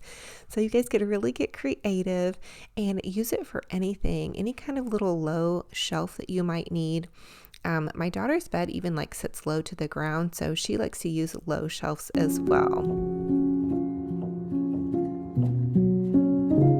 For the next DIY, I want to share with you all how to create like a 2-tier, 3-tiered tray. And this is going to be next to my coffee station. So I just popped one of those little welcome Peeps signs back behind my little 2-tiered tray, and that way you can't see the cord when I'm saying good morning to you guys with my good morning cup of coffee. And then at Target Dollar Spot, they had those little round wreaths, and I just popped that on top of my little 2-tiered tray. And then I have these cute little faux muffins. I'll link some in my Amazon store for you guys. I also get those little flickering flameless candles off of Amazon, and then I'm just popping in my cute little coffee mugs. A lot of you all ask me where I get my coffee mugs, and I find my coffee mugs either at TJ Maxx primarily or the thrift store. Those are the two places I hunt for coffee mugs, and lately I've even been having some of you all send me coffee mugs. So shout out to all the little friends out there that are spoiling me. And so you can see I'm just kind of playing around with this, popping those little faux muffins in there, and they're so nice to have. And then here are those prayer cards, and everybody asks me where I get my prayer cards. I get them at Dollar Tree. They're just a great way to start my morning. I read one every single morning as I'm making my coffee, and it just helps me with my day. And then this little garden bunny was $3, I believe, at the Target Dollar Spot. So there's some little fun goodies in here. Oh, and those little carrots were $1 at the Target Dollar Spot, and that was quite a steal in my opinion. So here's just a fun idea on how you guys can create kind of a little good morning setting for you in your kitchen. It is a little bit over decorated probably for a tiered tray because I actually use it and pop my mugs in and out of it, but it just really makes me happy. Like when I wake up in the morning, I just love to see some pretty decor, some cute little prayer cards, and then have my cup of coffee, and then I share that with you guys every morning on my Instagram story. Now I have been using my Nespresso, and that was a gift from Mr. Romantic for Christmas. And also I wanted to let you all know that there are prayer cards available on Amazon, those little prayer cards I just showed you. I'll try to link some in my Amazon store for you guys as well. And then a lot of you all ask me what kind of coffee I'm brewing in the morning. It's the Nespresso pods, and so they're compatible with the Nespresso machine. You can order those off Amazon as well. They're a little bit of a splurge, but they're way less than it would be if you're going to go to Starbucks for like a coffee out at the Starbucks store. They also sell the little Starbucks Nespressos at Target if you guys need to pick some up there. I think I will though go back to a drip coffee maker or a Keurig eventually because an espresso is pretty strong, just an FYI.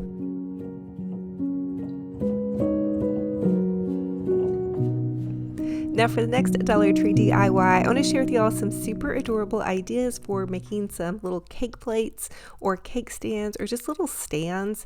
These could be used for plants, but I'm just going to take one of those Dollar Tree wooden heart signs. This was left over from my Valentine's Day decor, and then I'm just going to take these little wooden beads. Dollar Tree sells wooden beads, but they're colored, so I did order this pack off of Amazon. It's a huge, ginormous pack. I'll link it in my Amazon store as well in my craft section for you guys if you need a lot of beads.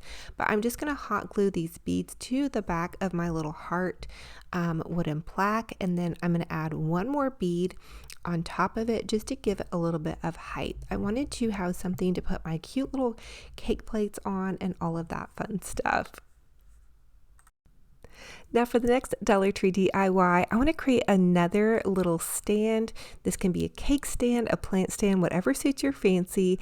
And this is just one of those large, oversized Dollar Tree Easter signs, and I had chalk painted it white. And then I'm taking these little wooden beads and I'm hot gluing them to the bottom of the egg. And I am going to do two little wooden bead layers. So I will tell you guys, when you're putting these wooden beads on, to just add a little bit of glue. You could even use wood glue and just let it dry. I do like the way hot glue though has like an instant result. But again, you also want to use 4, and that will stabilize your little egg. And I just thought this was such a fun idea. I see like these little wooden stands, you know, at TJ Maxx and seasonal stands, and they're so expensive. So I thought this would be a great little fun dupe. So for the next DIY, I'm going to take some of the wooden little kind of smaller egg signs, and these actually come in the kids coloring pack, and they're a wooden sign at Dollar Tree, and then a little Dollar Tree candlestick, and I just hot glued that to the little egg, and that way I had a little cupcake stand. Now here I'm kind of playing with some ideas of popping my bunny cake, my faux bunny cake on, and then my little cupcake. And I decided to make another one because I knew I was going to make more faux treats and I would just need more of them to kind of give them height and dimension. Now I decided they looked a little bit plain, just all painted white, and so I decided to take some of this cute little, it's like a pastel colored paper. These are at Hobby Lobby for $1/4 or 4 for $1, just for these like kind of papery ones. But I'm cutting them out the size of the egg. And then for the life of me, I don't know how this happened, but I ran out of Mod Podge, you guys. So I'm just going to hot glue the paper onto the little egg, which isn't a big deal. I would have preferred it to be Mod Podged on there, but this way you don't really have any bubbles and you don't have the annoying drying time that you have with Mod Podge. Although it's not annoying, it's a blessing to be able to craft, but sometimes I get impatient if you guys, and let me know if you're there with me. Anyway, I'm going to do one more, and this paper is the polka dot paper from Hobby Lobby. Again, 4 for $1, pretty great little deal, and you guys can have fun just crafting it up. I like to pick up a couple of these papers for every season. So if it's Easter, I'll pick up some Easter colored paper. If it's Christmas, I'll pick up a little Christmas colored paper. That way you guys can make tags, or you can embellish them in this way. So there's the little egg polka dot one. And then I also even added some polka dot paper to my heart stand. So check out how cute and fun these little stands are. Listen, you guys, I went to TJ Maxx looking for little cupcake stands and cake stands, and they didn't have any. Now the one pink stand that I do have though is left over from last year, and that was from the Target Dollar Spot. So for the next Dollar Tree DIY, I'm going to share with you guys how to make some yummy, delicious fake cake chocolate cake slices. Okay, this is the first time I've ever made chocolate cake slices, so I am so excited to share this with you guys.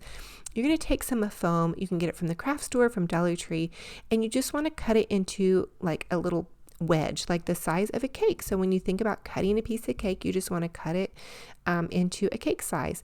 And I did 2 that kind of look like a sitting wedge, and then 1 that looks like it's laying down. The next thing I wanted to do was take some of this brown paint. Another little tip I have for you guys is when you're crafting, if you can kind of bulk do some things, so you can tell I'm doing a chocolate bunny over here, which I'm going to show you guys in the next DIY. But once I have brown paint on my hands, I want to get as much brown painting done as I can, because golly, you guys, I made a super big mess with this chocolate. We can pretend like it's chocolate, can't we? It's fat free. Of course, we don't want to eat this.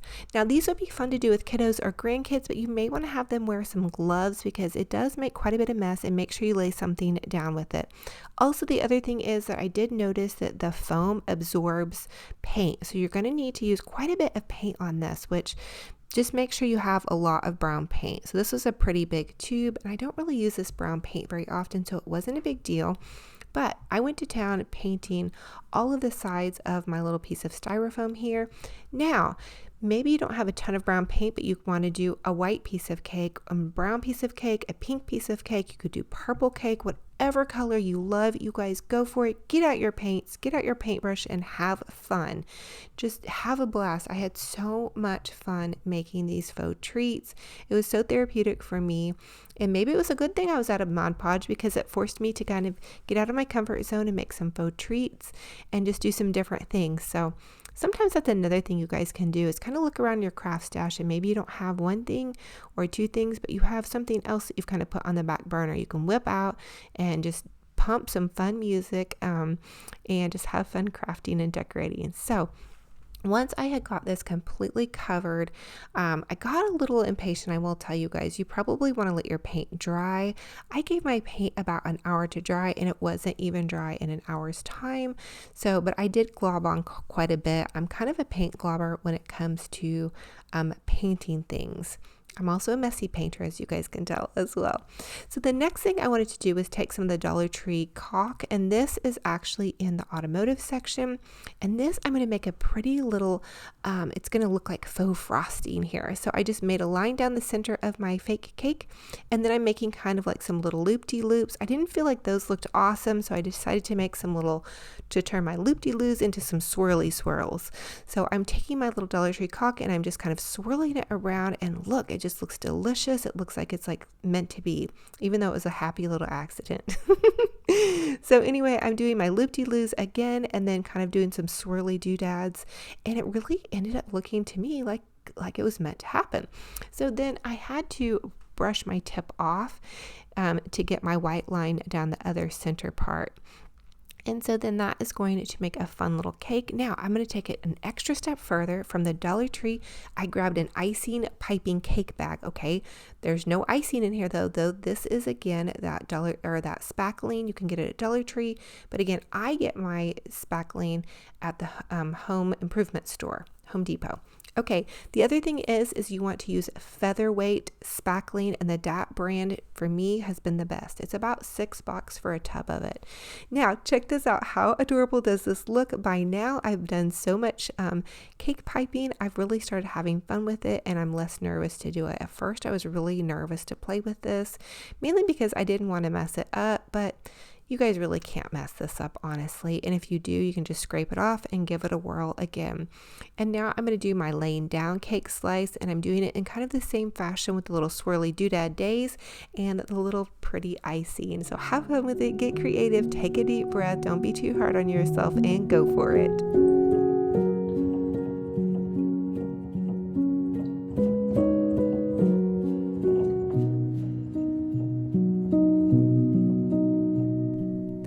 And here is how they all turned out. So fun and fabulous, and looking as if they were fresh from the bakery, you guys. Oh my goodness, I'm telling you. Now, I did add a little doobly dad to the center, like a little whipped cream topping. And I think over the weekend, I might make some fake cherries. So I might paint some of those little glitter foam vase fillers and make them into cherries, and then add like some glossy Mod Podge. I'm going to see if that works. Otherwise, I may just cheat and grab some cherries from the craft store if they have them, like maybe some little mini cherries. I might look for them on Amazon too. I thought that'd be fun to add into some of my treats. But here is an overview of how the chocolate treats looked in with the Easter treats, which I thought it was kind of like a fun way to mix and match those. I'm not sure what kind of little Easter goodies I should add to those. Okay, so for the next Dollar Tree DIY, this is another amazing one that I have to show you guys. This is one of those little Dollar Tree Easter plastic goodies, and I just chalk painted it white. The chalk paint is going to give my regular paint a really good surface to adhere to. And it really did, you guys. I only had to use one layer of chalk paint and then one layer of my brown paint. And the brown paint had a bit of a gloss to it, but if you guys don't have brown glossy paint, you guys could always just use some glossy Mod Podge over some regular acrylic paint. But you want to paint it in a chocolate color so you can make any color chocolate bunny you want. But I'm going for the delicious milk chocolate bunny. Yum, yum, yum. And of course, again, this is not edible. It's a fake treat, but it's still fun to have popped into my little display. So again, I'm having fun with this and getting creative and just adding tons and tons of paint to really get a good, nice layer. Now, I did go in and do the front and the back. So these bunnies come together and they're yellow originally.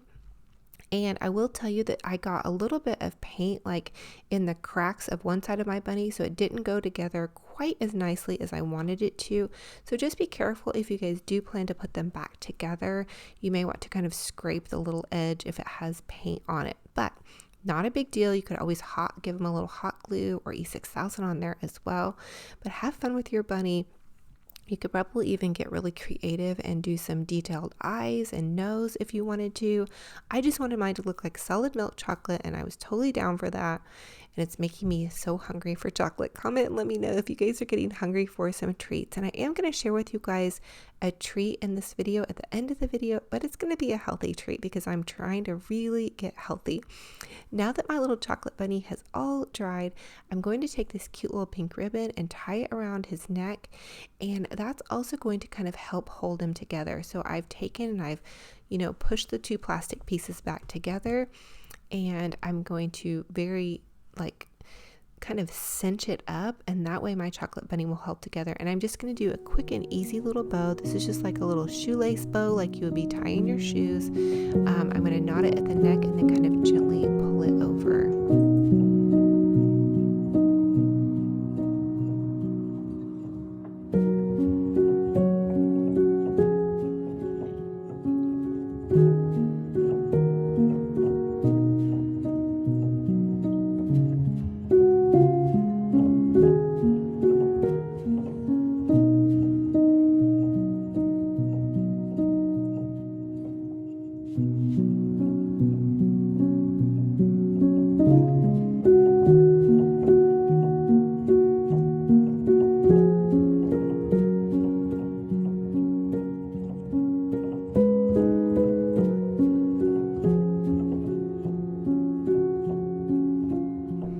So for the next Dollar Tree DIY, I want to share with you guys a fun little hack on how to take some of those little garden flags from Dollar Tree and the little garden stake, and you can pull the little top part of the flag out. It comes with like a plastic piece in it that I guess is just made for hanging, but I'm going to pull that plastic piece out so I can put it onto this little garden flag stand that they sell at Dollar Tree, and that way I have a cute little garden flag.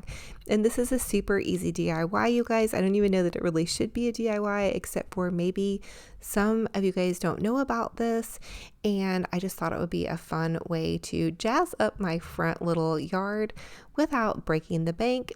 And it's great for spring. Now, the next thing I want to share with you guys is you can take a wooden dowel or like a little thin shish kebab, or you can just take that piece of plastic, which is what I did, that was in the top, and run it down through the bottom to try to give it a little bit more stability, although mine is definitely whipping around in the wind. We live on the top of a hill, and so our hill catches so much wind. So the minute I put it out there, we're getting some rain soon. So there you guys have that. Check this out. Bloom where you're planted. This little flag is from Dollar Tree. And then again, so is the little garden stake.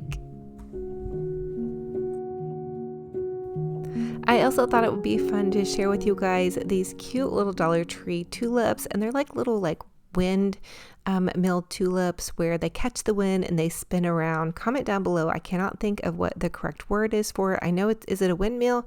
Anyway, They're little tulips that spin around, and they caught my eye. I don't know. I think they're just so adorable. I think kiddos or grandkids would love this. And honestly, I got a super big kick out of waiting to see when they would catch the wind. And here they are. I was so hoping to get that on camera for you guys, but how stinking cute is that?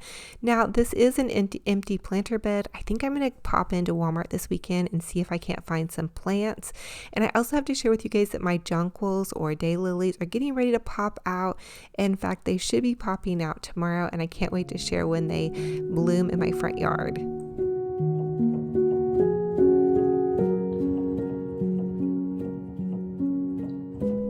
Now for the next Dollar Tree DIY, I have to share with you guys another fun little fake cake bake. And this is just with one of those little Dollar Tree cups. They have the most super adorable cups out at Dollar Tree. You guys are going to have to grab a pack if you see them. They're in the spring fling section of my store. But I'm just going to take some of this featherweight DAP spackling, and I added some little foam into the top of the cup, and that way I didn't have to use so much spackling. But you can just cut out like a little round of that little Dollar Tree foam board and pop that into the top. You guys can also use an empty ribbon roll cardboard container and just hot glue that to the top as well. Whatever floats your boat, whatever you guys have on hand. Now I'm taking my little Dollar Tree crafting tool, and I'm just using that to kind of make the spackling look a little bit more realistic. We are going to pop some things on top of this, so it doesn't have to be perfect. You're going to decorate the top of it most likely, so just take a deep breath and have fun with your fake cake baking. And again, I really think that this is a fun one to do with kiddos and grandkids. I did this with my daughter years ago, and she thinks they're fun to look at now, but I don't think she's as interested anymore crafting with mom, but that's okay. She still does pop into my crafting studio. Okay, so now I'm just going to take this little bunny rabbit, and I used some DAP spackling again to pop my bunny rabbit on, and then I'm just using some of that Dollar Tree vase filler. It's this little tiny pieces from the vase filler, and I'm using the spackling to adhere the little vase filler foam balls because I really felt like they looked like jelly beans. So I mean, this project is so inexpensive and so fun, and you guys can get so creative with this. You can do all kinds of colors. You can add some sprinkles, and to make sprinkles, you can use little tiny hair ties, and you can just cut those up, or like the little hair rubber bands. The other thing you can do is you can take foam, and you can cut foam into little bitty tiny pieces as well, or you can order some off of Etsy or Amazon to make really fun little sprinkles. Okay, so now I am going to take some featherweight spackling again, and I'm just going to rim the bottom of this. I didn't think it looked super bad with a cardboard bottom, but I do want to make it look a little bit more realistic, so I'm adding some of the spackling as well. Now it's down to the very bottom, very bottom of this, so I did end up having to go to Home Depot and grab some more spackling while my daughter was at dance. I popped in there. Now I'm going to use one of those little Dollar Tree this is just a cake decorating kit. I left that out so you guys could see what that looks like. It's in the kitchen section, and I'm put the spackling into my piping bag, and I'm just going to pipe it. And this was actually one of the first ones I did, and I was super nervous to do this. I haven't done it in forever, and so I felt like my decorating needs a little bit of work, but and I also got impatient and like moved my cakes around a little bit, and so there's some spots on them that like you can tell that the spackling kind of got moved around. So I will give you guys a tip to try to be patient, and whatever you're going to have your cake on top of, you probably want to just like leave it on top of wax paper, and that way you don't have to move it around, but let it dry. It needs to dry for 24 hours. So that's just a little tip. Okay, so for the next Dollar Tree DIY, I want to share with you guys how to make a super adorable little egg cupcake. So this, I'm going to take one of the little Dollar Tree foam eggs and a little cupcake liner, and I'm just going to take the spackling and I'm going to cover the whole egg in the spackling. Now you're going to get messy with your hands on this one, but this is another fun one you guys can do with all ages. Just make sure that nobody's tasting the spackling, because it is just something that you're going to use like as putty to patch your wall or whatnot. So this is not edible. This is just for fake bake treats. Okay, So I'm taking my little spatula again and I'm running all the spackling all the way around it till I get almost all the way to the bottom.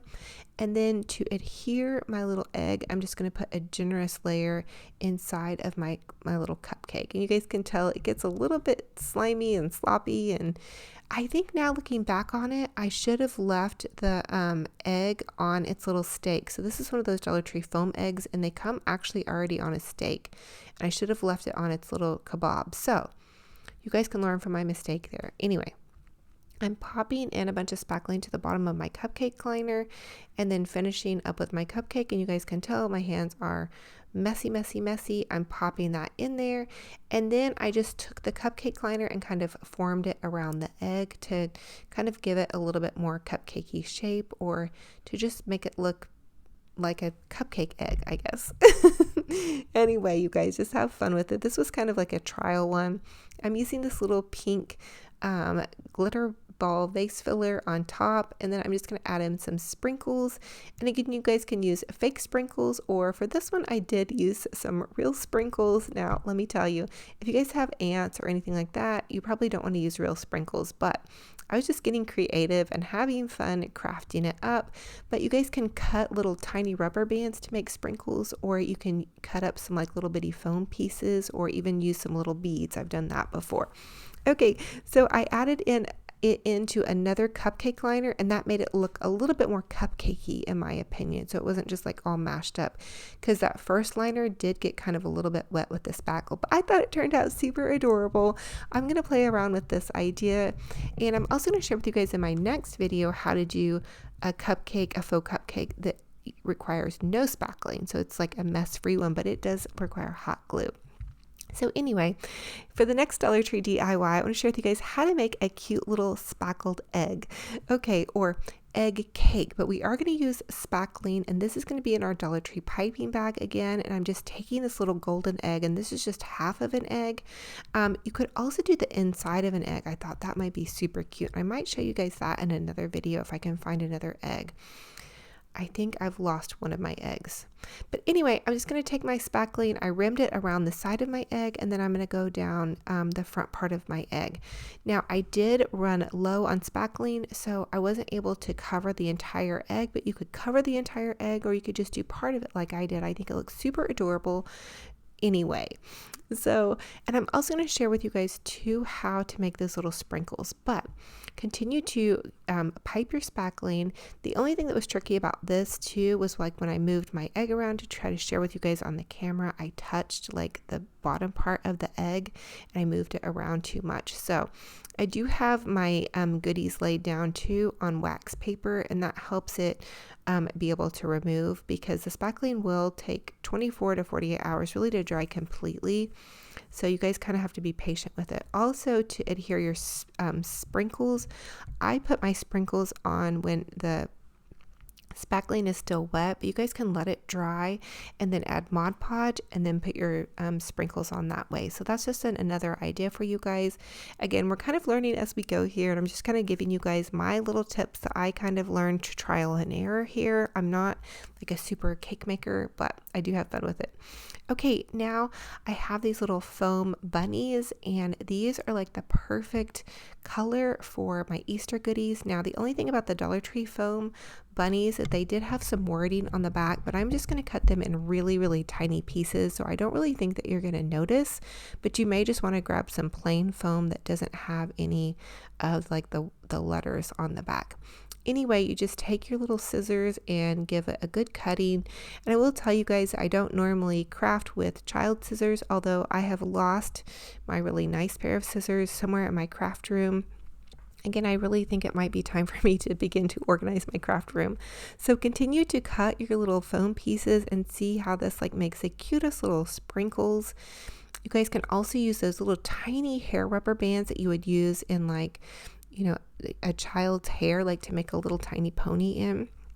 And that makes really cute little sprinkles as well. So just some ideas for you guys on how to make some faux sprinkles and give your little fake bake some good old-fashioned sprinkling.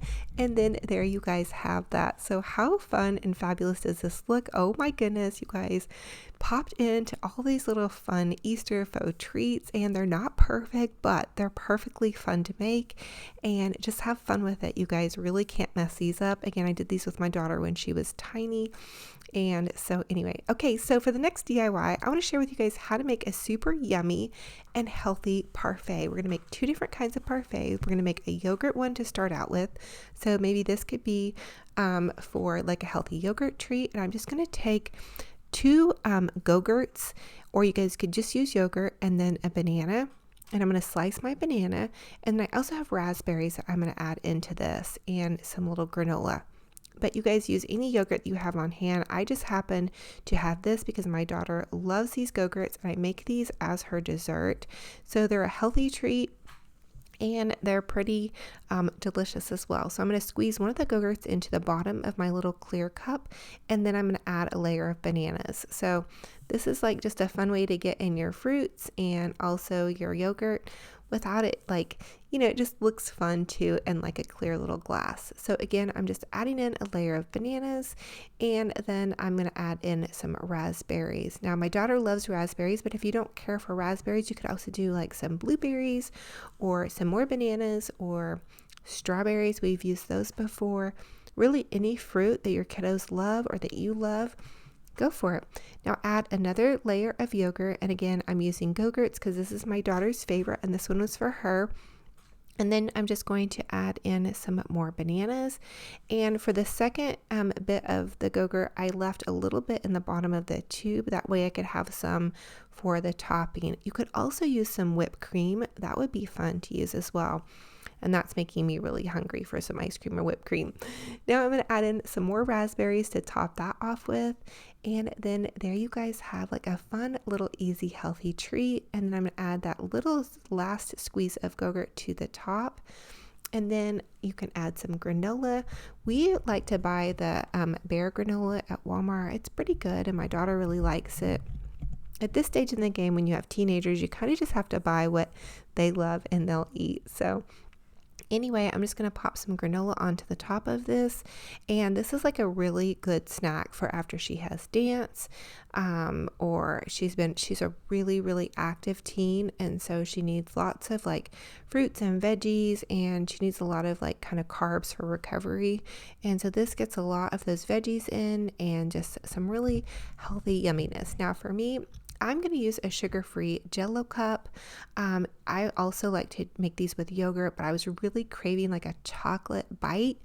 And since I'm really trying to be more healthy and get back into shape for summer, I'm going to use this sugar-free Jell-O vanilla, or it's a vanilla chocolate swirl cup, and it's sugar-free. So now I'm going to take a banana, and I'm going to add a little bit more of that pudding to the bottom because I wanted the most of the pudding to be in the bottom, but then I left like half of it to continue my layers. The next thing I want to do is slice up my banana, and bananas are super healthy for you. They're a great little treat. I was doing like low carb, like all the way with no fruits, but I'm back like eating just tons of fruits and veggies, really more than anything, and trying to watch, my refined sugars, and also, just trying to be healthy, which is eating lots of fruits and veggies is healthy, I think. So the next thing I'm going to do is just pop in some bananas for my next layer. So I have the Jell-O pudding and then some bananas, and I was really craving chocolate. I don't know if you guys have that like in the afternoon and the evening where you just get a crazy chocolate craving, but I felt like this really was sufficient, and it was also pretty healthy. So now I'm going to add in another layer of the Jell-O pudding and then another layer of bananas. And you guys can get really creative with this and use different fruits. You can use different puddings. You don't have to use sugar-free pudding. I like to make regular pudding too and use half and half and just make it like really juicy and delicious. But again, I am trying to watch it here, so I'm going for the sugar-free option. I just layered in some more bananas and then the rest of the pudding at the top. So then I had a really yummy treat, and the pudding cups on their own to me don't really fill me up like when I really need like a really good snack. And again, I have also been trying to walk Bingy Bear for 30 minutes in the morning and then 30 minutes in the afternoon. And sometimes I'm great at that and sometimes not. But here's how both of my little sweet treats turned out. And I'm going to have a little nibble of this and tell you guys what I think. And oh my goodness, it was so delicious and so yummy. So for the next DIY in this video, I want to share with you guys how to make a mac and cheese Kraft macaroni, which I got from Dollar Tree, and I'm going to make a Chick-fil-A dupe. So this is my take on the Chick-fil-A mac and cheese, which my daughter is completely hooked on. So this is mainly more for her. It's not exactly the healthiest. So you're first going to go ahead and cook your Kraft mac and cheese or any mac and cheese just exactly how the package directs it. So you're going to boil your water, and then, you know, I usually boil my noodles for about 8 minutes. I like them pretty soft. And so does my daughter. So again, and my husband and my son, everybody loves mac and cheese here. So again, this is not like a reduced fat recipe. So reduce your fat wherever you feel need, but I'm going to use 3 tablespoons of butter and then some sliced up cheese. And that was probably about, oh gosh, a couple of tablespoons of cheese there. And I'm just going to pop that into my noodles once they're done cooking. And I put my pan back on the heat after it had kind of cooled off a little bit, but it still has a little bit of heat. And that way it's going to melt my butter and my cheese in with my noodles. So again, this is a fun one to make if you love that Chick-fil-A mac and cheese. And then I'm going to use 1/4 cup of half and half. You can also use milk if you want to, or you can go with heavy cream. There's Bingy Bear. He loves watching me cook. And his little ear was flipped back. But anyway, I did go ahead and add in the packet of mac and cheese, like the cheese part of the packet. I put that in as well. So it's going to be so cheesy and delicious. And then the secret to it too is to add some Parmesan cheese. Now this isn't exactly how the dupe is. Like when you look on Pinterest, they want you to make like a from scratch mac and cheese, which that's fine to do as well. This is just a really quick, easy thing you can do when you're in a rush, you know, if your kiddos are starving and you just need to whip something up really fast. Okay, so I added in some Parmesan cheese, and I believe that was about 1/4 cup of Parmesan cheese. So if you're sensitive to Parmesan cheese, though, you might want to reduce that to like just a couple of tablespoons. I don't know. Anyway, I really don't even usually measure this. I kind of just add stuff in. I added a little bit of salt and pepper to taste. And then there I have a Chick-fil-A dupe. Yummy, delicious, and much, much, much more inexpensive than when you actually go to Chick-fil-A. For some reason, their stuff is pretty pricey sometimes. So anyway, you can make up a nice healthy batch. There's only 3 of us now that my older kids are off to college, so it's kind of becoming a little bit tricky learning how to cook like smaller portions of meals and different things. And mainly, you know, we cook for our daughter and then just my hubs and I. So there you guys have that if you have some mac and cheese lovers in your family. And then you can serve it with some healthy fruit and yogurt and then some veggies. And then, you know, we'll have like a main chicken meal or whatever. Those are just some fun little sides. So as always, I ask that you guys comment and let me know what's your favorite DIY in this video and which one will you be recreating. I hope you guys are inspired to do some crafting, and I gave you some different ideas on some little treats, some healthy ones, and then our mac and cheese not so healthy. But I had so much fun creating this video for you guys. I hope you have a fabulous, gorgeous, blessed weekend. I am going to share with you guys my thrift store outfit of the day as well. And so look forward to that. We are getting ready to go on spring break this week, so I'm super excited for that. Not any big plans. I'll still put videos out, but I just thought that would be fun to mention. Thrift store outfit of the day. I have this pretty little kind of flirty floral top. It has this beautiful little romantic detail on it, and I have a tank underneath it so I could actually button it or unbutton it. And then I just have it paired with my Cool Mom jeans. I got these Old Navy like several years ago, and I just love them. They're super comfy. And then I found these pretty little pearl drop earrings, at the thrift store as well. I thought it went pretty with the romantic top to kind of jazz it up just a little bit. First Dollar Tree DIY, we're going to do a super adorable spring basket. I'm going to use this cute little pink Dollar Tree organizing basket and some burlap. So I'm just taking the burlap and I'm weaving it in and out through the little holes in the basket. Now, if you don't have the burlap, you could always use pretty much any ribbon that you have on hand, or another idea that I have used before is to just cut some fabric strips in whatever colors you love and weave the fabric strips through the basket. So you guys can really get creative and make this your own. And if you don't have this basket, that's okay too. Dollar Tree will be setting out all different colors of baskets. You don't necessarily have to use this pink basket. So again, just get creative and make it your own.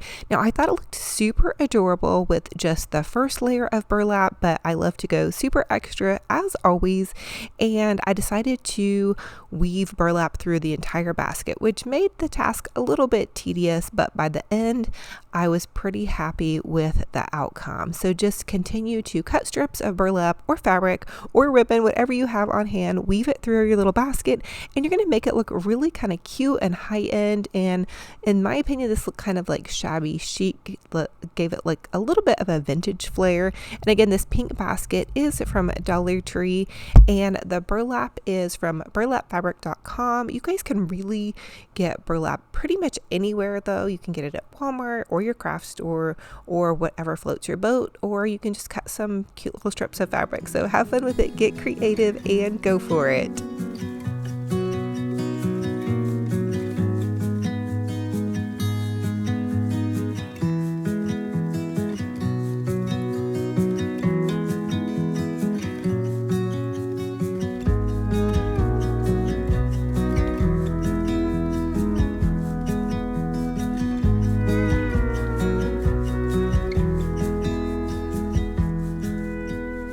Now here is how my cute little basket looked once it was all finished, and I decided to poke some holes in it. Now don't panic, this is actually going to go outside of my house in my little pinkish white bike, and I really don't want it to fill up with water because I am going to do a floral inside of it. So this is kind of like part 2 of this video, and that's Bingy Bear you guys might hear in the background.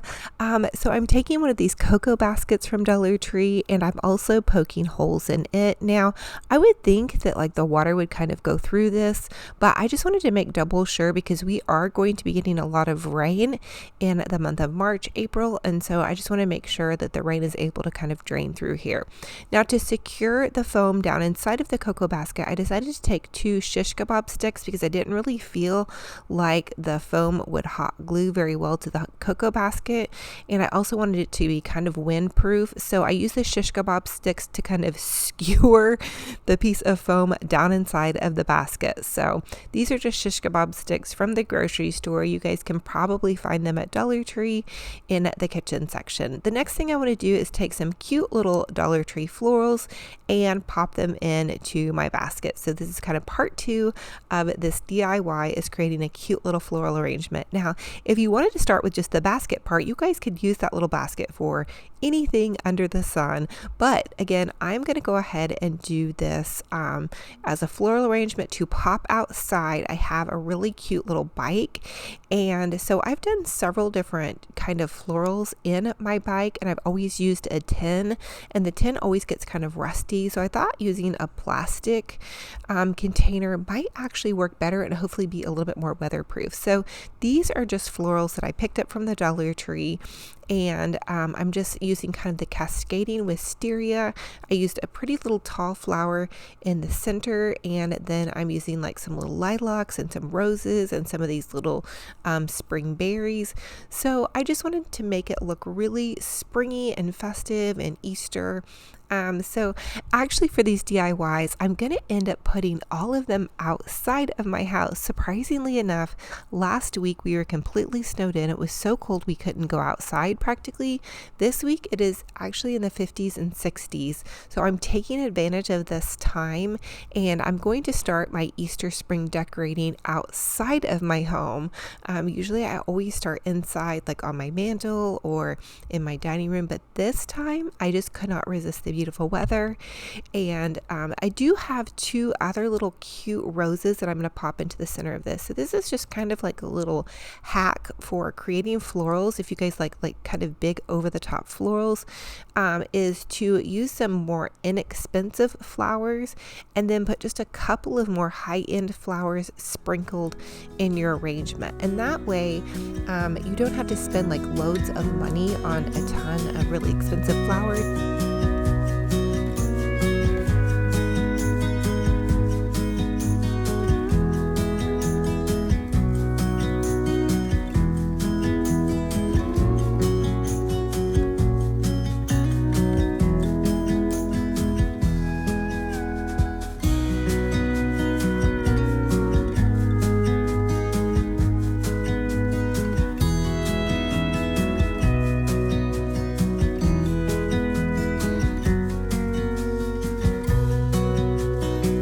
The other thing I decided to pop into my cute little springtime arrangement was just some Dollar Tree speckled eggs, and that gave it really just kind of like some little Easter goodness. So have fun with it, get creative. The other thing is, a lot of you guys ask me what I do with my florals after the end of the season. I generally take them apart and then kind of rework everything. So here it is, popped into my cute little outdoor bike. You can see it. There's a little bit of wind, but look at that beautiful sunshine. It just made me so happy to feel the little bit of wind on my skin and the sun on my face. And then there's my pretty little spring flowers are popping out on the ground. And then there's Benji Bear saying hello to you all. So for the next Dollar Tree DIY, I want to share with you all how to create a super adorable spring bonnet or spring hat. So you're going to take one of those little hats from the Dollar Tree, and then I'm just going to take and make a quick little Olivia bow. This is just kind of what I call this bow for reference, but you're just going to take and loop the ribbon over on itself about 3 to 4 times, and then pinch it in the center and then trim it off. And then I'm going to take a pipe cleaner and I'm just going to twist the pipe cleaner together, and that is going to secure my bow. And then the next thing I want to do is just fluffy out all of the little edges. And I did make this bow small enough to kind of fit on here, but large enough to kind of make it almost look like it could be kind of like a wreath, I guess, or just like a door hanger. I think these are so fun to do. I used to make these for my family when I was like a teenager. My grandma would save them and hang them all over her wall.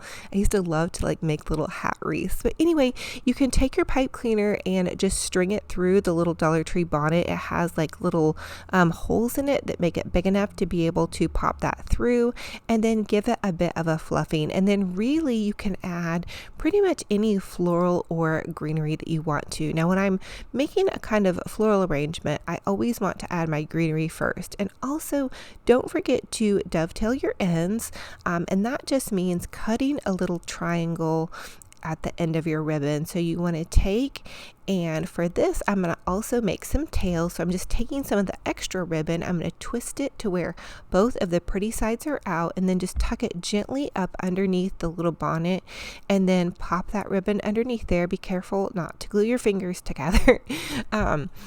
I got a lot of glue on my fingers today, but then see how I'm just taking the ribbon and I am cutting a little triangle in an upwards direction. So you just fold it in half, and so I'm going to fold it in half and then cut upwards. Always try to cut upwards, that way the scissor is moving away from your hand. If you cut in a downward motion, you could cut yourself. So that's just a little tip from me to you.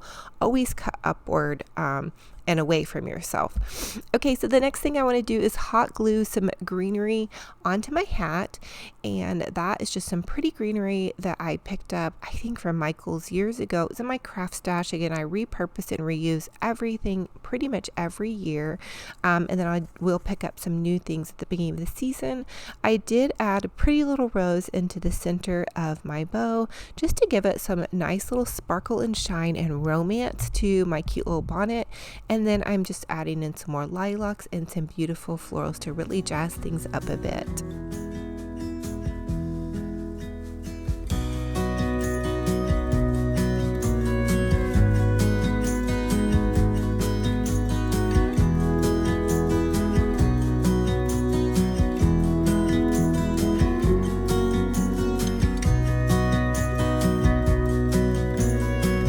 So here is how it turned out. I hung it next to my front door, and just a little close-up of how it turned out with the little cute little speckled eggs from Dollar Tree that I popped in there and the pretty blooming flowers.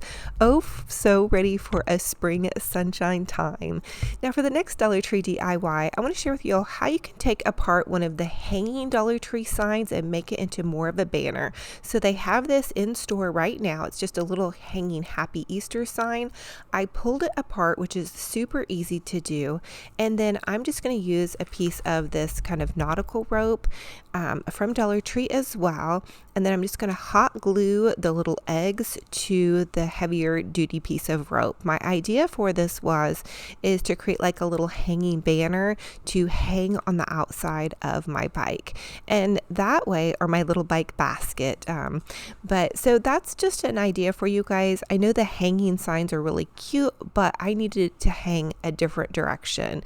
Now to cover up that little hole in the center, I'm going to just take and make a quick little shoelace bow. So a shoelace bow is you just tie it like you'd be tying your shoelaces, and then I'm going to hot glue it to the top part of the Happy Easter little sign. And this was like such an easy, fun craft. Now the next thing I want to do is take some Scotch Guard.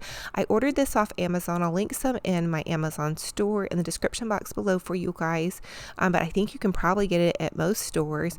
And I Scotch guarded the outside of it, so hopefully it will stay a little bit more weatherproof. And then I'm just going to wrap it on my bike basket and tie it on to either handle. And then I just thought this was such a cute idea. One thing I do have a hard time with in my outdoor decor is we do live on top of a hill, and so the wind really likes to whip my decorations around. And so when I hang one of the Dollar Tree signs from this basket, it always ends up getting like whipped around. So hopefully I'm gathering this really tight that this is going to be a viable, great option for how to get this to hold on well.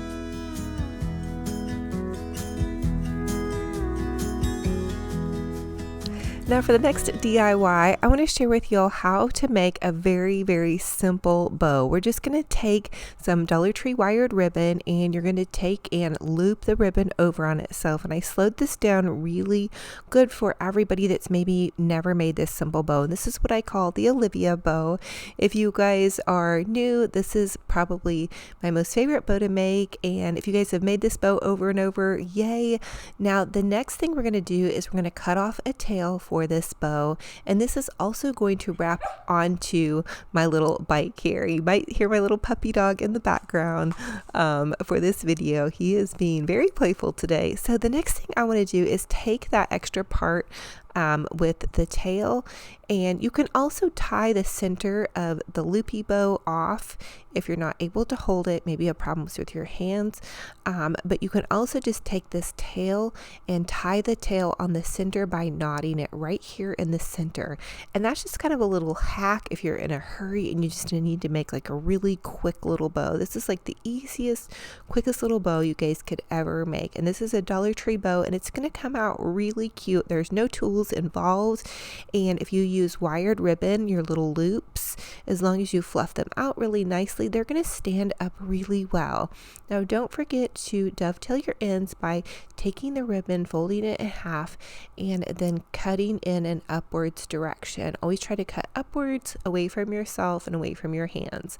And then there you have that, a super easy, adorable bow on a budget. It cost you $1. You didn't even need any wire or hot glue or anything like that. And so here is how this all looks put together outside in my little bike for springtime. I think it's so festive and happy, and I have little neighbor kids that always kind of stop by my house to say hey and to say hi to Benji Bear, and so I just thought this would make them smile, and it just brightens up my front yard. Definitely what we need after all these long winter months.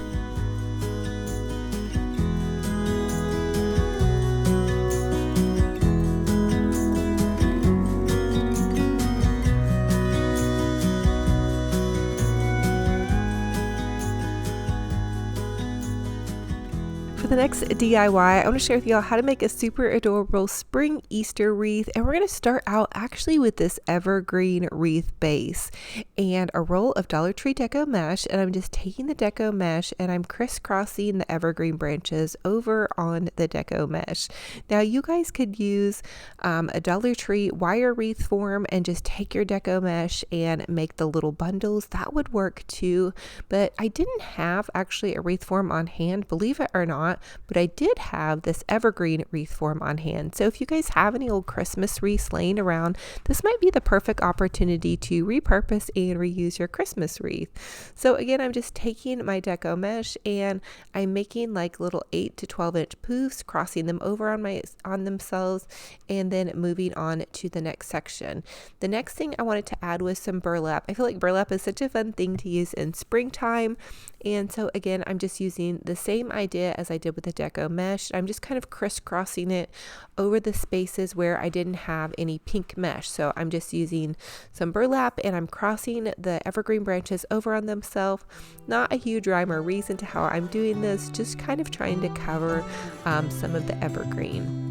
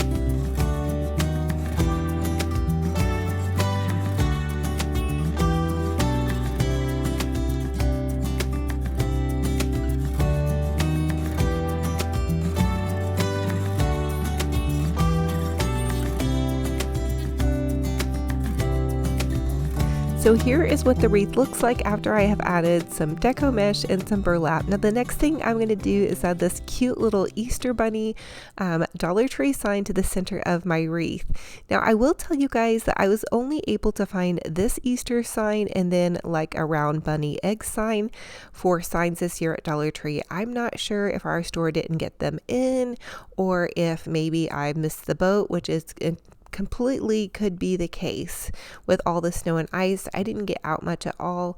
So anyway, I'm just taking a pipe cleaner and I'm hot gluing this pipe cleaner to the back of my sign. I'm just using a Dollar Tree tag to put on top of that to get that to stay on. And that's just a little sign hack that I have for you guys, is to add a pipe cleaner to the back and you can try it directly onto your wreath and it'll look like it's floating. So the next thing I want to do is just use some purple mesh and kind of create some bundles. I wanted to add in some purple color to this wreath. There's so many colors going on my little sign. I just felt like it needed a little bit more color. So I'm making really large bundles and I'm just going to say just fill your hand. So this is like a fill your hand bundle. You could take and make smaller bundles if you wanted, but I was kind of just wanting to like really throw some mesh at this. And so I wasn't being like super particular on it. The next thing I want to do is for this one, I want to use my Easy Bow Maker and some of this really cute pink buffalo check plaid ribbon, and I'm going to make a cute little bow. So I'm just going to go back and forth. This is going to be about an 8-inch bow if you're using an easy bow maker, or you could just make a cute little Olivia bow. And then I'm going to add in this Dollar Tree egg ribbon. And again, I'm just doing one loop of each ribbon on here. Also, though, still trying to get in all the colors that are in this cute and adorable little sign. And then last but not least, I did add in this pretty turquoise ribbon, and I did pick this up at Michael's. So I know it can be difficult to find seasonal ribbon at Dollar Tree. I know some of you all have been posting in my Livy's Romantic Home Facebook group page that Walmart has out some Easter ribbon, so definitely check there.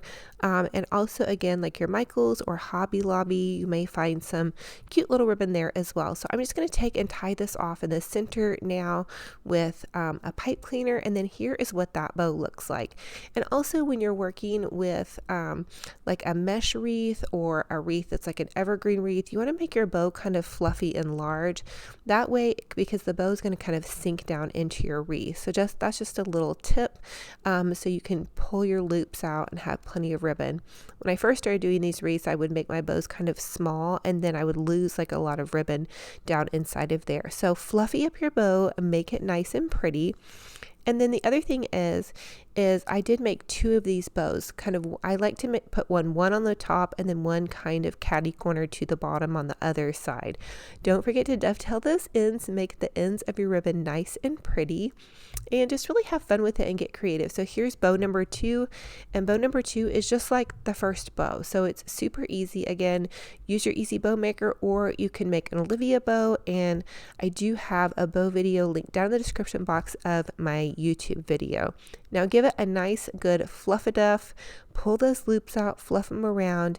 That's really going to be the secret to your bow. Also, the secret is to use wired ribbon as much as you can. The next thing I want to do is take some of those little hanging eggs and put some little pipe cleaners on the back, and then I'm going to attach those into the wreath.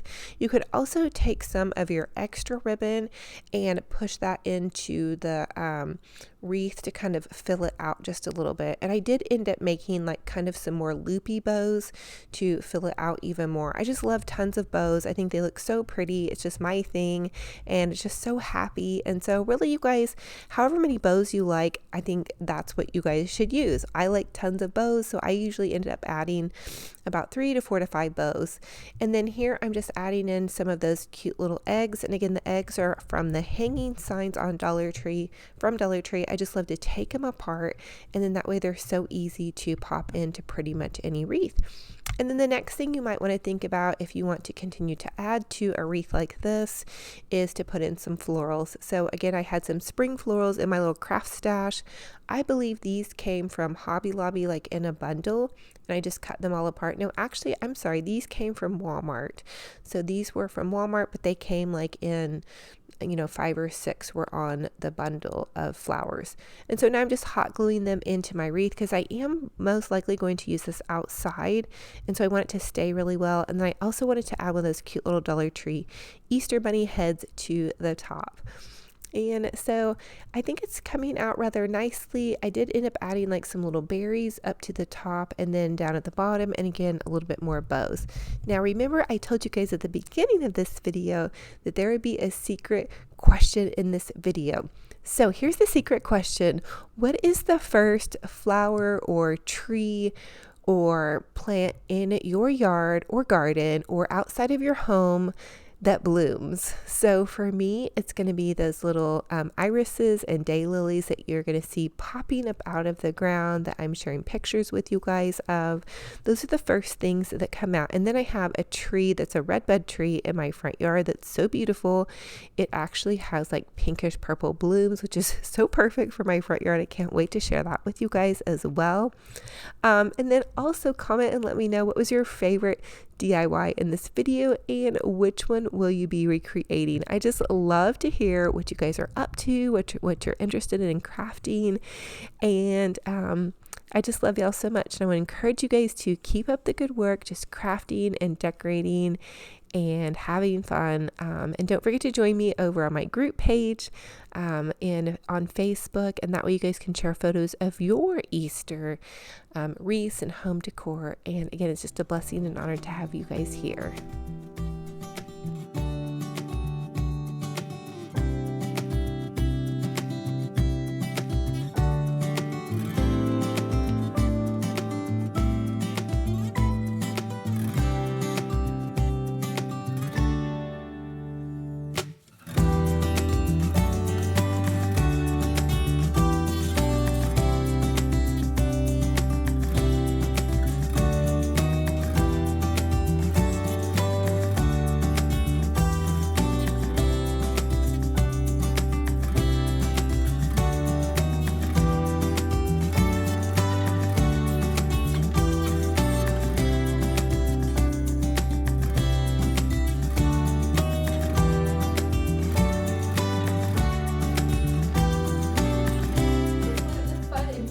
Dollar Tree DIY crafts that we made. It is a beautiful moss basket. I was going to use it in my living room, but it sheds really bad, so I'm hoping to contain it and pop it in up here. It's going to give this space some height. And I have another little fun piece that I want to grab to put up here as well. So I found this grapevine decor piece. It was $3 at the thrift store, and they actually had it half off. I grabbed it because I knew I could use it for some kind of decorating idea. So I'm gonna try and see if I can pop it up here just to give me something to kind of attach some florals and whatnots to. Now, it may be tilting that basket way too far forward and taking up way too much space. I think I'm gonna have to do something different. That's not gonna work for this spot here.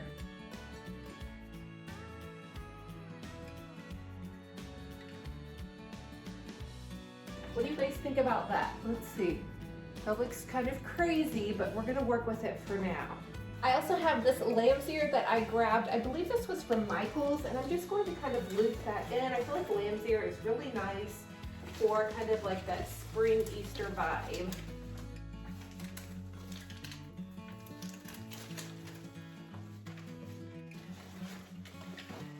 I've got my little hippity hoppity bunny, and I think she would sit really cute up in the basket possibly.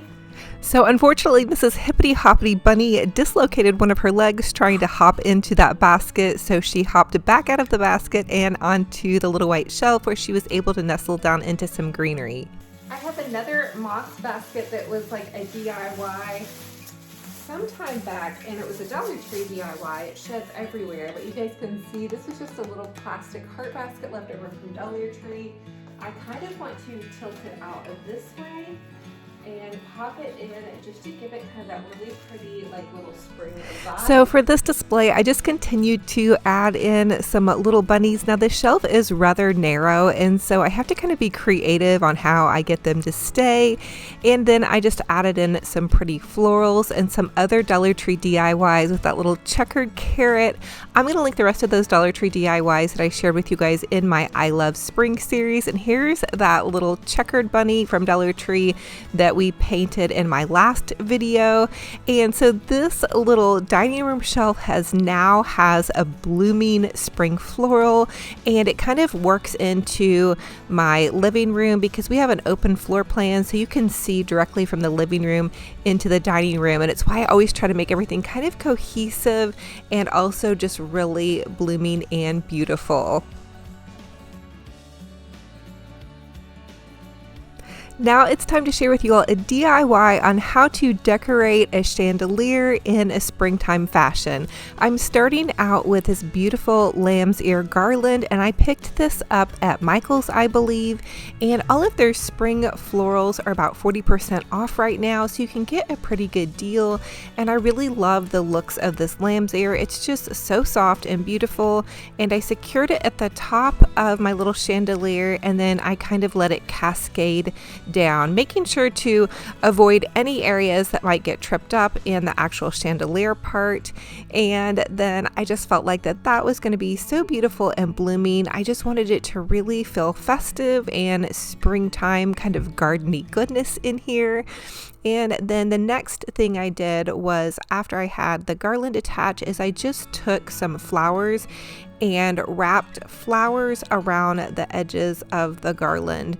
So you can just take and bend your little Dollar Tree flowers around the edges of your garland, and you can get really creative with this. And when I start doing a project like this, I don't go out and buy a lot of new florals. I really dig into the bottom of my craft stash bucket and just try to find the remaining flowers that I used from my shelf and from my mantle decor, and that way everything is cohesive, but I'm also really getting 100% use out of all of the florals that I bought this season.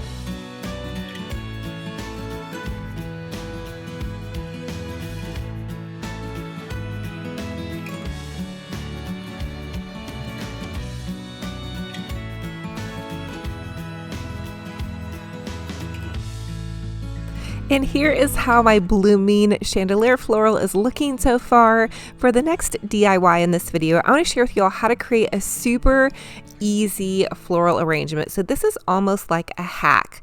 So I had gone to Hobby Lobby and found these beautiful blooming peonies for 50% off, and I bought 2 sets of the peonies and then 2 sets of the multicolored florals, and these are already on their stems. So if you don't have time to cut stems off and arrange them, you can just buy several bundles, kind of fan them out. As you guys can see that I'm doing with my fingers, I'm kind of fanning them out, and then you just kind of twist them in to the next bundle. And these are actually flowers that I had left over from Valentine's Day. So when I bought these flowers, I really made sure to buy them to where I bought the right colors that they could transfer from Valentine's Day into spring. And I feel like with the vibrant mix here, I could even use these into summer. And the other little tip I have for you is I have this beautiful Mackenzie Childs little pitcher, and I will tell you that they do a barn sale and a clearance sale, and their items are rather pricey, but you can pick these up on a clearance sale and get a lot better deal.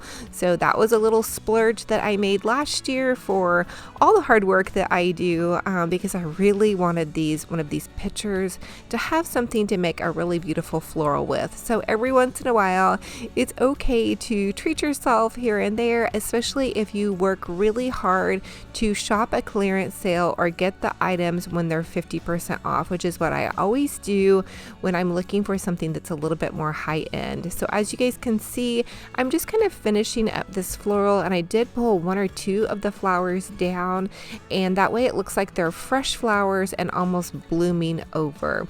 So for the next DIY, I want to share with you all how to create a beautiful beautiful springtime blooming Easter tablescape, and I'm starting out with this beautiful, it's a paper plate from the Pioneer Woman Easter series, and also these napkins, and you guys can find these available at Walmart right now. And check it out, there's a brie and broccoli quiche recipe on the inside of this napkin, so you're not only getting a beautiful napkin, you're also getting this amazing recipe from the Pioneer Woman herself. And so I just love that, having dual purposes on items. Now these cute little bunny plates were from Hobby Lobby, and again, all of their Easter and spring decor is 40% off, and I did go ahead and pick up the little bunny ear napkin rings to go along with it. And to set my beautiful Easter spring tablescape, I'm going to pop the flowers into the center. I decided to also use this cake plate, which I love to do, to add to the centerpieces of my tables, and it was $5 at the Target dollar spot. I'm going to pop this in here so I can give some height and dimension to some of these candlesticks that I'll be adding. This is that DIY Dollar Tree egg topiary that we did. I'll leave my I Love Spring series in the description box if you guys need to go catch up on any of the DIYs that we've done so far. And here's some pretty little Hobby Lobby candlesticks that I found on 80% off. And then those little flickering flameless candles are amazing. They're battery operated, so don't panic when you see me nestle these candles into this arrangement. They're completely fine to use in and around your flowers because they're just battery operated, and they're great if you have pets or kids and you don't want to risk accidentally leaving a candle on, which sometimes it's hard for me to remember to blow my candles out, so I really love these, and they just make a really soft romantic glow. And then now I'm just going to add in some little goodies. These are those little Dollar Tree decoupage bunnies that we created, again just using some pretty napkins and Mod Podge and Mod Podging those Dollar Tree styrofoam bunnies. These little checkered eggs came from Hobby Lobby, and then some of these $1 Target dollar spot carrots.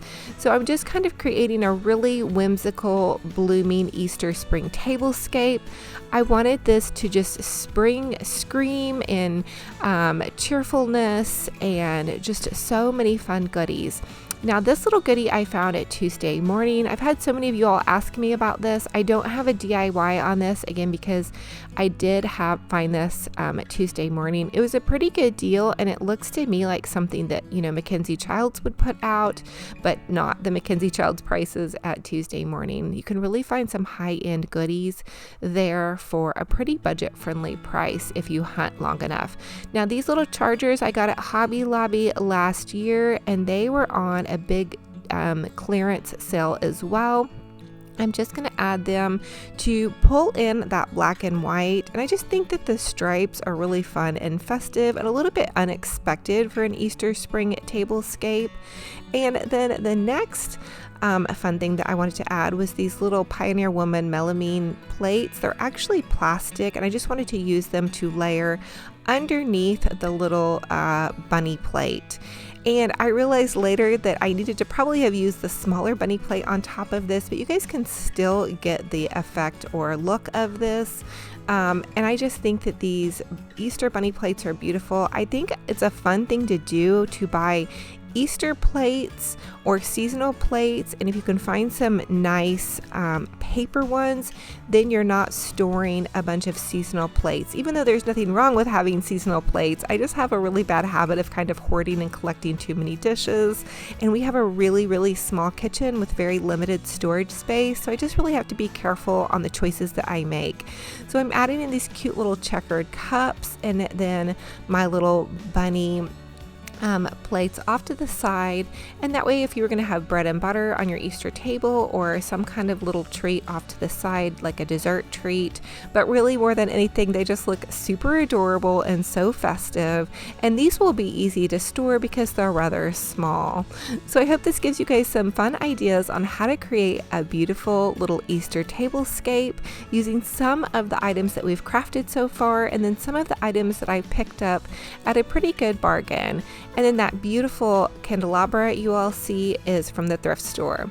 Now the next cute little DIY I thought would be fun to share with you guys is I have this longer napkin, and I'm going to pop it into my napkin ring, But because my plate is so beautiful, my little paper plate, and these are paper napkins, but I didn't want to cover up the plate, so I wanted to share with you guys a quick little hack or trick on how you can do that. You can leave the napkin all the way unfolded and then just slide it onto the edge of your plate, and then just gently tuck the edges of the napkin under, leaving the beautiful bunny parts exposed, but then your guests can still access their napkin easily, and they look really beautiful on the table, so everything is still shown. I really hate to cover up any of those pretty bunnies. Now, the next little hack or DIY I wanted to share with you guys is I bought this beautiful candelabra at the thrift store, and I found these cute pink candles at Hobby Lobby. And to get my candles to stay upright and not wobble around quite so much, I'm just taking the candle and dripping a little bit of wax down into the bottom of it. That way the candle can kind of adhere to the candelabra a little bit better. Now, this wasn't foolproof. I did have to do a couple of them twice. So let me know if you guys have any other ideas for me on how to keep my candles from wobbling around, but this seemed to work fairly well once I got them all to stay. The other thing is, be very careful when you're doing this. I do have like a disposable plate underneath this candelabra. That way I'm not going to drip any wax onto my pretty tablescape or any of my goodies. Also, if this is something that you need to be careful with around your kids or pets, because I do have a lit flame. So just a little side note on that. But then now, how pretty and festive are these pretty pink candles? And I will just mainly probably light them for a special event. So fun and fabulous, and springtime goodness and joy.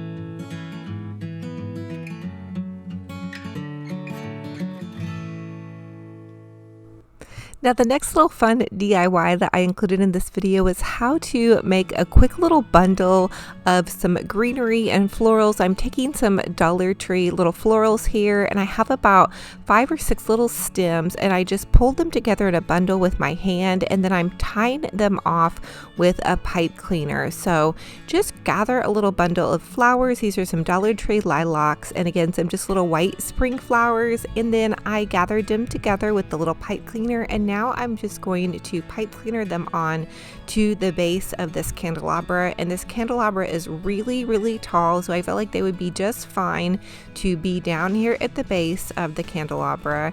And again, I'm probably only going to light these candles like on a special occasion or when I'm sharing with you guys something in this video, just to make it look really romantic. But the pink candles are so pretty, I really would hate to burn them, so I do want to save them. The next thing I decided to do was create a pretty little bow to kind of tie in some of the festive spring colors, and also to cover up my pipe cleaner down there. So I found this ribbon at Walmart. Again, I'm running so low on my Dollar Tree ribbon because I've done so many crafts for you guys already. So I just grabbed this little ribbon and I made a quick little bow, and then I'm going to tie the bow on with just another kind of piece of ribbon here. And I'm trying to really kind of conserve the rest of my Easter ribbon because I still need to do a garland on the outside of my home to show you guys. I love to do a big pretty front door garland that we can take pictures for Easter at. And so anyway, I'm just tying this on over where the pipe cleaner is. That way you guys can't see, or you know, the pipe cleaner part can't be seen. And then I'm going to dovetail the end of my ribbon by cutting in an upwards direction to create like a little boutique finished on the end of that. Now I'm going to use some of this pretty check ribbon, and again I'm just going to take the ribbon, loop it over on itself, pinch it in the center, and tie it onto the center part of that bow. And then I have kind of this blooming candlestick, and it will be very easy to pop in and around any space. Now for this video I did share with you guys the candlestick on my table, but I ended up taking it and putting it up on that pretty little shelf that we decorated earlier in this video, just to kind of get it out of the way. It was a little large to go all the way on this table for regular everyday use, but it did turn out really festive, and the addition of the bows and the spring greenery was so nice.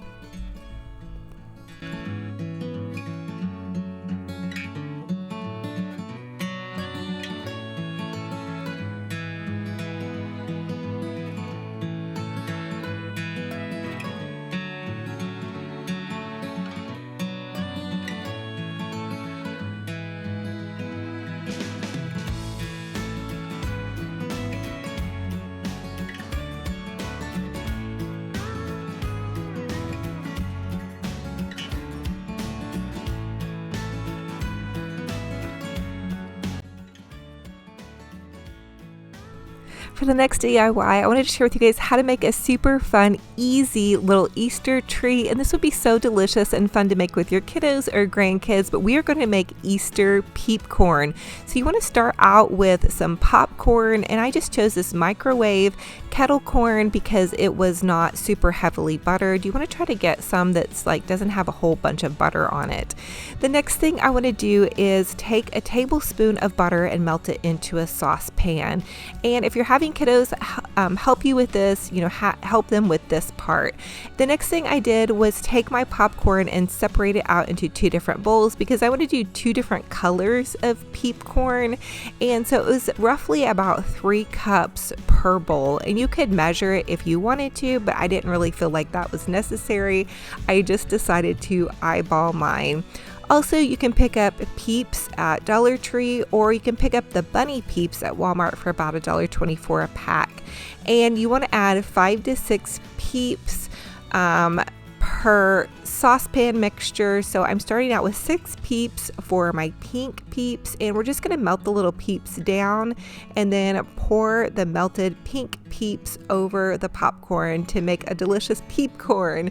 And it was pretty fun and satisfying, and a little bit sad to watch the Peeps melt into the pan, but I think this would be so fun to make with kiddos and just help them. The other tip is to watch out for heating your saucepan a little bit too hot, because you don't want your Peeps to turn like brown.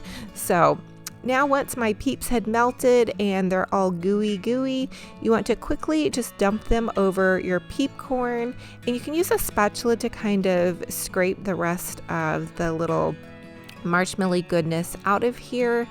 And then you can kind of give it a bit of a stir, and it is going to be fairly sticky, so just a side note on that.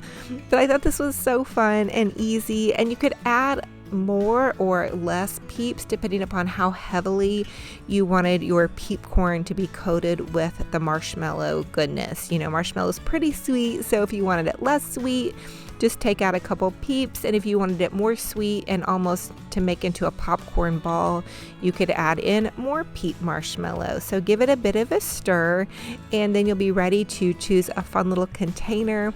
I found these super adorable little Easter cupcake liners, which I thought would be the perfect thing to make and use for some peep corn if you're going to be serving it to kiddos or grandkids or just your family in general. I know my hubs came home and had some, and my daughter loved it.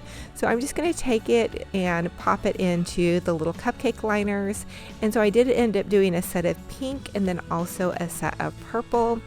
Walmart also has really cute serving cups that are like 4 to 5 to a pack that are a little bit larger. And then even I found some really beautiful ones at Dollar Tree yesterday. So just a little side note for you guys on that if you're looking for like super adorable little serving cups. Now I created some purple peep corn, and I'm going to pop that into my other cup so it kind of looks like purple, pink. And then even if you wanted to go a step further and make this even more festive, you could pop in some M&M, peanut M&M or regular M&M in the Easter candy colored flavors, and you could add sprinkles. I mean, really, you guys could get so creative with how you want to do your peep corn. Now here's those cute little serving tins that I was telling you about. Actually, they're little cardboard cups. They come in a whole pack at Walmart for 94 cents. Dollar Tree also has some really beautiful pastel little serving cups as well. But I'm just going to go ahead and pop in some of my peep corn, and I decided to mix in some of the purple and pink and just how festive, and I just felt like this was so fun and easy, and I think it's magical to watch like things melt down, even though it was a little bit sad that my peeps kind of had to, you know, be melted down, but still so fun. And you can see that they kind of stick together pretty easily. You could almost make a good little popcorn ball out of this as well. So I hope you guys got some inspiration for how to make some DIY peep corn. And of course, peeps come in blue, pink, purple, yellow, so you could do peep corn for boys and peep corn for girls. And this would just be such a fun little easy party snack. You could package them in some plastic.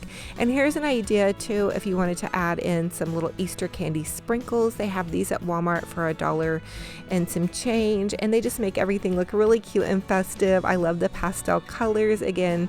And then here's also an idea if you wanted to use like some candy coated Easter pink or pastel M&Ms. They have them with the peanuts in them, and then they also make pastel Easter M&Ms without peanuts. So, you know, if you wanted to jazz it up even further, comment and let me know what your favorite little Easter fun treat is. But I just thought this would be a cute one to share and rather budget friendly.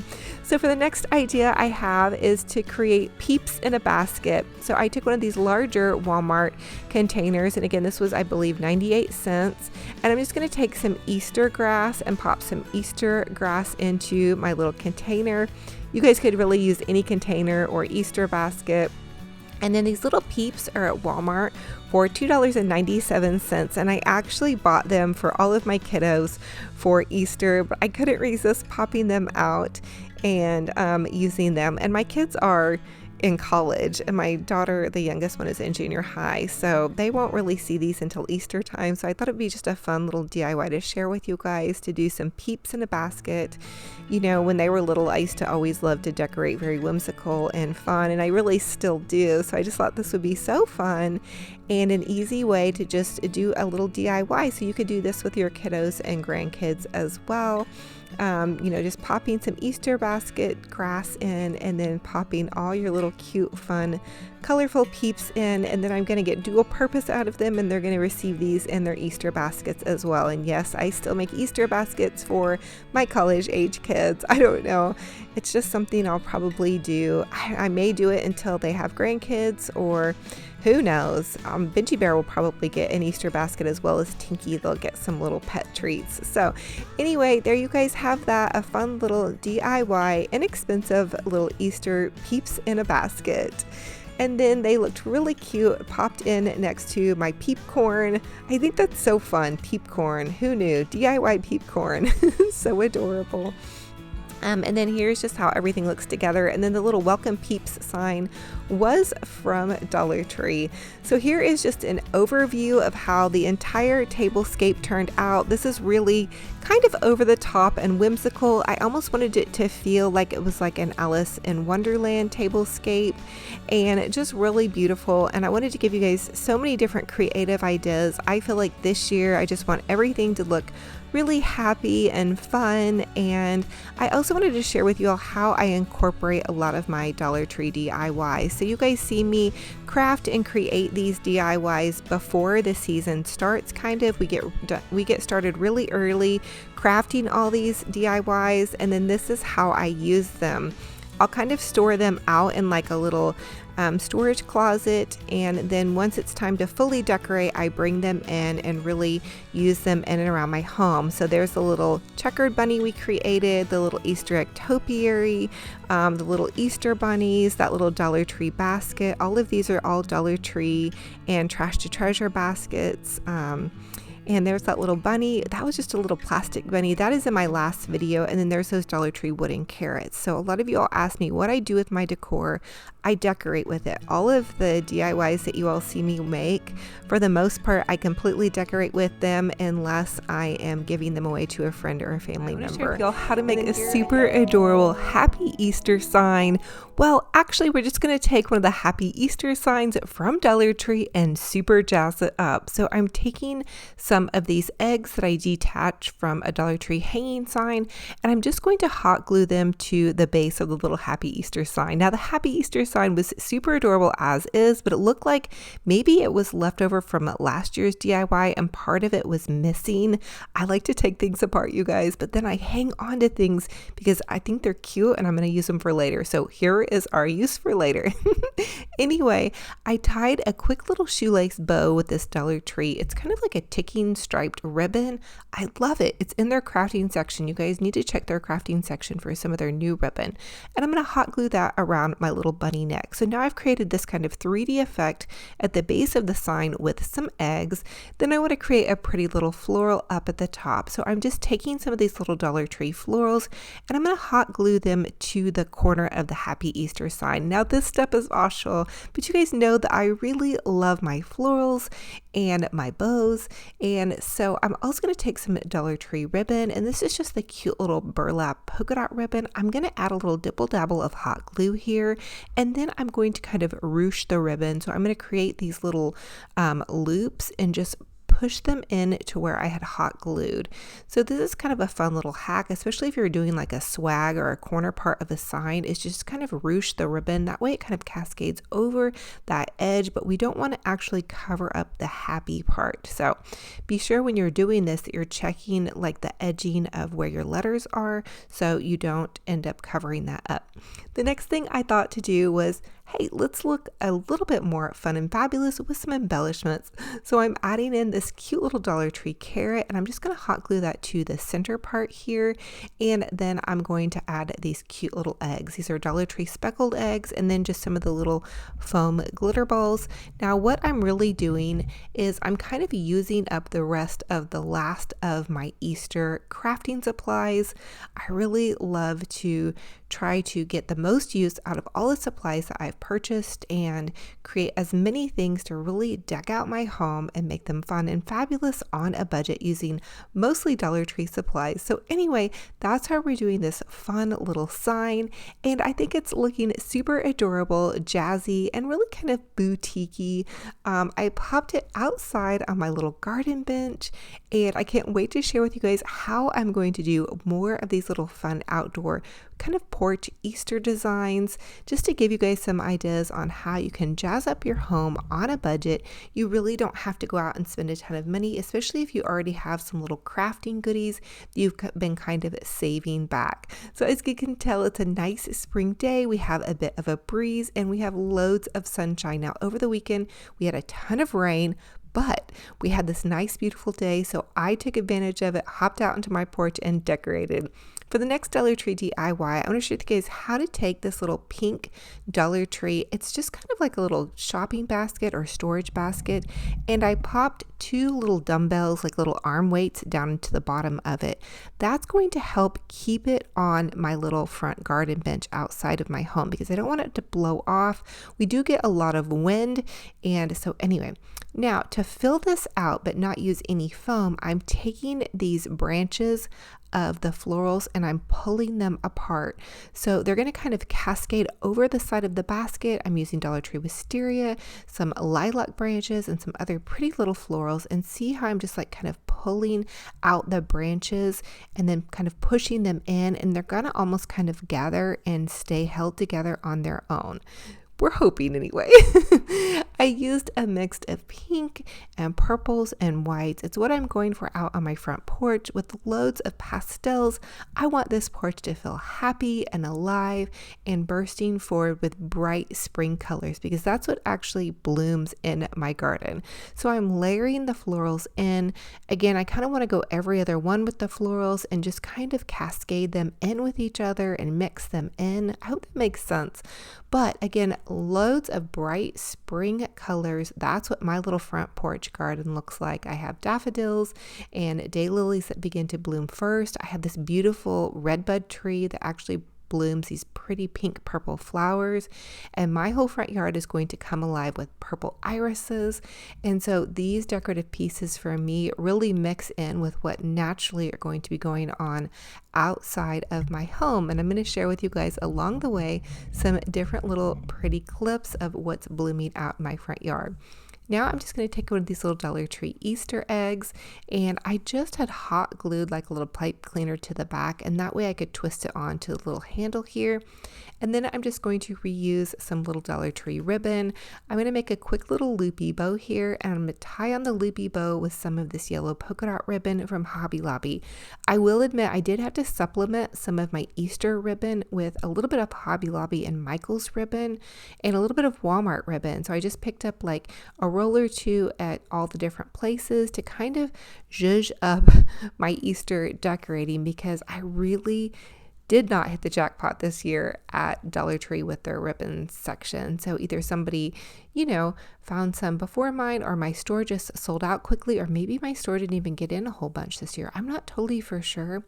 But again, I did find some pretty Easter ribbon at Walmart, a couple of little goodies at Hobby Lobby, and then I think I may have gotten one at Michael's, or it may have been left over from last season. But here is how it looks. So fun and fabulous. Now it's going right along with this garland I'm going to share with you. This pretty little hat that we did. It's a Dollar Tree hat that we zhuzhed up and jazzed up. And again, it's a blooming floral, and I can't wait to share with you guys how my yard starts to bloom and mix in with these pretty decor pieces.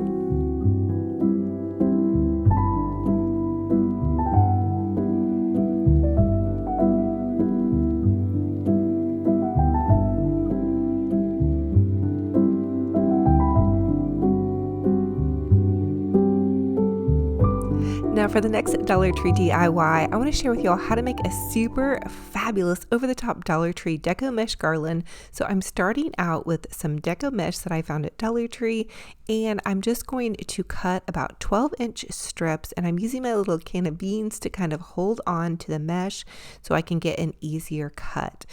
And once I have my little 12-inch strips cut, I'm just going to set them aside, and I'm going to take some pipe cleaners and cut them in half. That way I can get the most use out of my pipe cleaners for this project, because I'm going to need quite a few bundles. I want to do an over-the-top garland on my front door.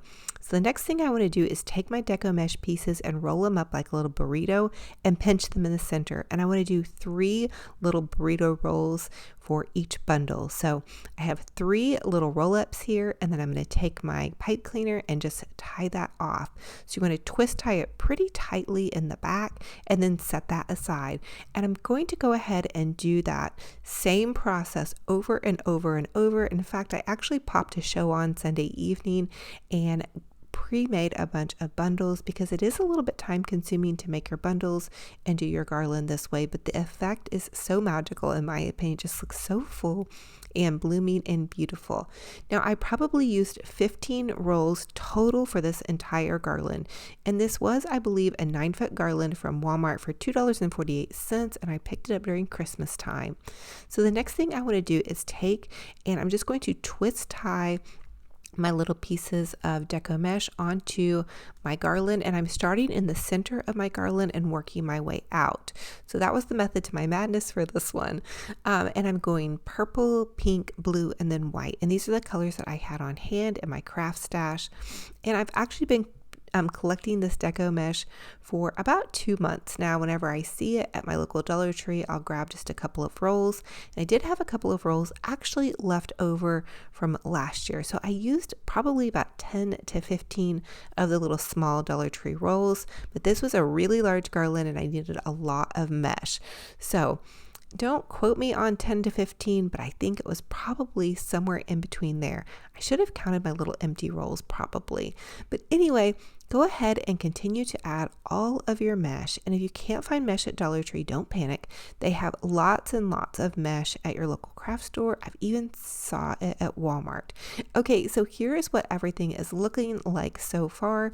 This was a little bit of a tedious process, but I continued on just gathering my mesh, placing them in the garland and then twist tying them to the back and trying to make it bright and colorful and fun and happy. I did one of these last year above my door, and it was actually around the time that we went on quarantine. I don't know if you guys remember this time from last year, but we've been sharing a lot of memories from that time, and it's just interesting to look back on all of it and just continued prayers and love sent out to everybody right now that is still experiencing some different changes. And I think everybody has experienced different changes along the way. So anyway, I'm going to continue on with this garland and just add in beautiful pieces of mesh as I go along until I get to the very end of the other side. Now for the next DIY part, I'm going to share with you guys how to make a quick and easy little Dollar Tree bow. I'm going to use all ribbon from the Dollar Tree, starting out with this purple kind of sheer ribbon, and I'm going to make a loopy bow and with my little bow maker. And this is the easy bow maker. You guys can order online off Deco Exchange if you want, or get it at your craft store and use a coupon. I believe Michael's carries it, is what you guys have told me. I ordered it on Amazon last year, actually, when we weren't able to go to any stores, and I kind of paid a little bit too much. So anyway, go ahead and add in some pretty ribbon, whatever you have on hand, and then I'm going to make my bows about an inch shorter as I go along. So I also want to encourage you guys to make a little bit of a larger bow when you're pushing a bow into your deco mesh, because the deco mesh kind of like eats your bow. I've learned that over the years of making these kind of the hard way. So I'm layering in some little Dollar Tree egg ribbon and then some pretty pink sheer ribbon. I love these bow makers because they do help my hands, especially after I have been doing a lot of crafting with this garland. So it's going to hold on to it for me, and all I have to do is press it down there, and I don't have to pinch those bows together. Now I do have a huge bow video I will link in the description box of my YouTube video here, if you guys want to check out how to make a bow without a bow maker. So whatever suits your fancy, go ahead and go for it. Make a fabulous, beautiful bow, and that is going to really make your garland pop. So have fun with it, get creative, and go for it. The last little ribbon that I wanted to add too is this pretty little burlap ribbon. Dollar Tree always carries this. This is not a seasonal ribbon, and my store has been out forever, and they finally stocked it. So I went ahead and grabbed a roll of the polka dot ribbon and the chevron ribbon, and then the little lace ribbon. So anyway, I went from about a 7-inch to a 6-inch to a 5-inch, and this is more of like a 4-inch. And then you can just pull your little bow out and take a little pipe cleaner, and I'm going to pipe cleaner the entire bow together.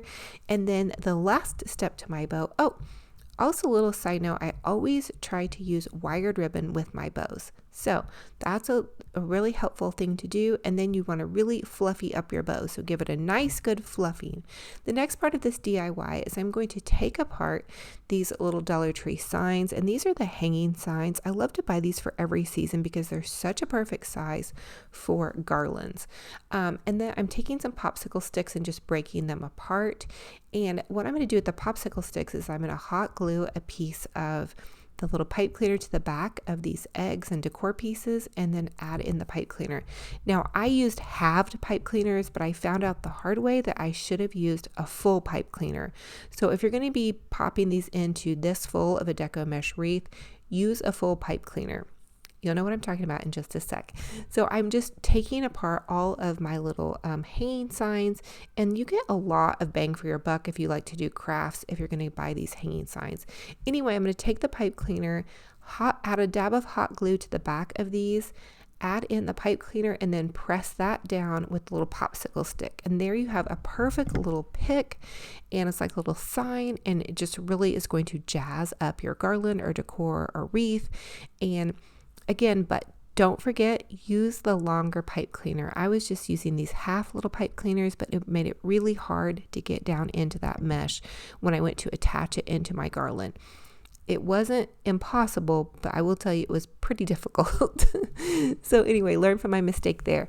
Now the next thing I want to do is I want to start in the center of my garland. I'm going to put my garland together here on the table just to give you guys a better idea. I'm going to start in the very center. So this is going to be in the center point of my door, and I'm going to add the biggest bow to the center. And then I'm going to work my way out. I'm going to try to space it as evenly as possible. Usually I put my garland together on my door so I can get an exact measurement, but it seemed to work okay, and I only had to replace 1 or 2 bow where it needed to be moved up or down. The next thing I like to do is give it a good fluffing as I go along. This little polka dot ribbon actually is some of the ribbon that I found at Walmart. I thought it was really cute, and it was a pretty decent find. I think it was a couple of dollars. You get quite a bit on a roll. So I'm giving my bows some good fluffing as I continue to work my way down the garland, adding in my different little bows and making it so gorgeous and springtime fabulous.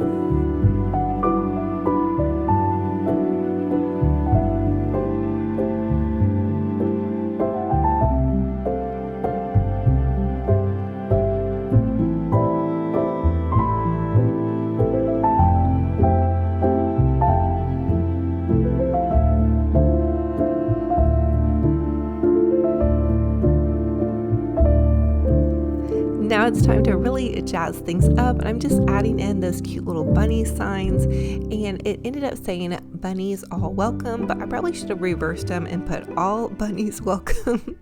Kind of a hazard of the trade when you're crafting and decorating upside down for the camera.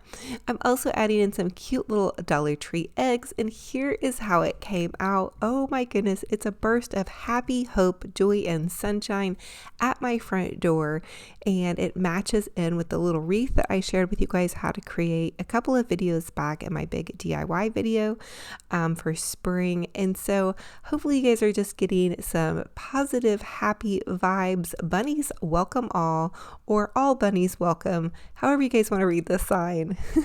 I have to give myself some grace, truly. I love crafting and decorating, but sometimes I find that I do the funniest little things, especially when I'm trying to work upside down and backwards for the camera. But here is how it turned out with all the beautiful bows. It was a nice little springtime day. I had a bit of a breeze.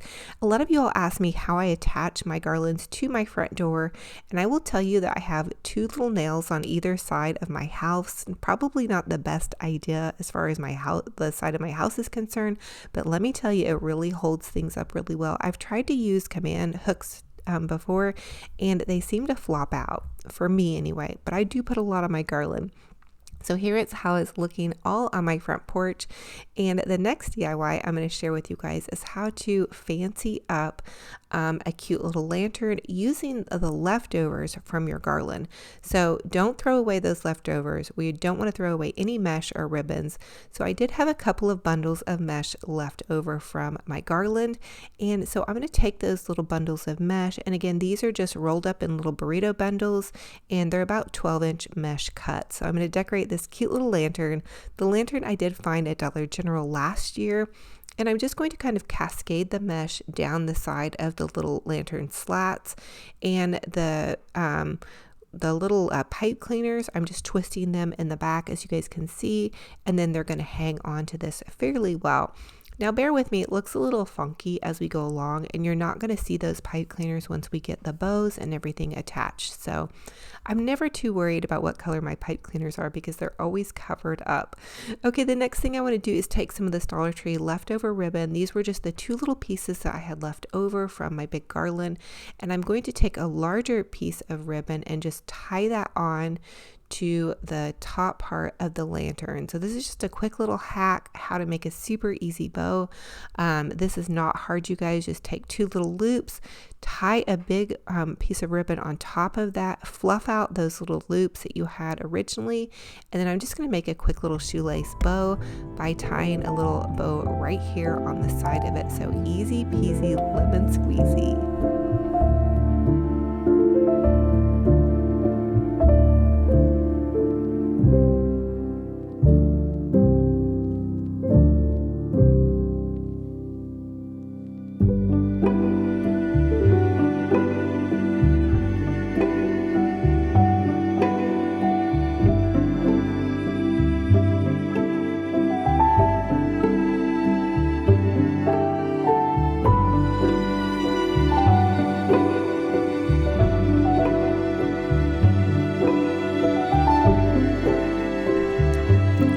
Thing I wanted to add to the top part of my lantern was some of these cute little Dollar Tree speckled eggs. Again, I'm kind of really trying to dig into my stash and finding things that are super adorable and Easter spring related that I can pop in to just jazz things up a little bit.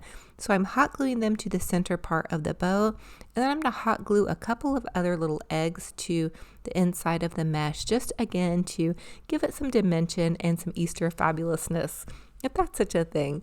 And I'm kind of cascading the colors in white, and then the aqua, and then the purple, and oh, I think it's just looking so poppin' and beautiful. And I did decide to use a couple of the little glitter vase fillers just to kind of even bring in some more of those colors. So there's yellows and beautiful aquas and purples and pinks, and I just love these colors. They just make me feel so happy, and they're so vibrant and springtime fabulous. And again, this is what my yard is going to look like in a couple of months as everything begins to bloom out for spring. Now I'm just going to pop in this cute little bunny, and I had picked this up, gosh, years ago, I believe at the Target dollar spot. He nestled perfectly into the base of this. This is also going to keep this lantern from flying off my garden bench. And then I just put a cute little happy Easter sign back there, and then I'm putting in some little vase fillers so it kind of looks like my bunny is kind of hiding back here in like a little nest of jelly beans. And I thought that was just so clever and fun. It's the little things, you guys. And then here is how it has all come together cohesively as a whole, with all these beautiful, vibrant colors, blooming and welcoming my guest home, especially my kiddos when they come home. I know it just makes them feel so happy to see my beautiful decor. They always comment on it, and even the neighbor kiddos like seeing it, I believe, as well. I know I love it, driving up and just having this pop of color and happiness. So as always, I ask that you guys comment and let me know what was your favorite DIY in this video and which one will you be recreating. Now I do have a secret question in this video because I'm going to be announcing a new giveaway coming up as well. So stay tuned for that as we go along. And the next thing I wanted to share with you guys was a quick and easy little snack, or even I've been kind of adding these in to my dinner as I'm going on more of like a little bit of a healthy journey. So here's a quick and easy little snack idea I have for you all. I'm going to make some homemade bean dip, and I'm going to take and I'm just going to kind of score the top of this onion going horizontal and then back the other direction. And then I'm just going to chop up some onions. So this is just a quick little way you can chop up some onions, and I'm going to saute the onions for just a minute or so in the bottom of the pan and then add in my beans. So for the beans, I just chose 2 things of pinto beans, and I'm going to make kind of like some refried beans. I love this snack. I feel like it's really healthy and it's also really delicious. So I'm going to take the pinto beans and I'm going to pop them into my little Ninja bullet thing. My husband and kiddos had bought this a couple of years ago. I don't use it often, but I've really been trying to use it more. It's a great tool if you're needing to kind of chop things up quickly. So I'm going to continue to kind of saute my little onions here and let them, I don't get them like super browned, but I did want to saute them just a bit. And then I'm going to take my beans over here and just pop them onto the Ninja bullet. And again, this is a really great way if you like to make smoothies or you need to get something chopped up quickly. So check this out. I think this is so magical. I mean, that is so much easier than how I normally mash the beans, but mashing beans is fine too.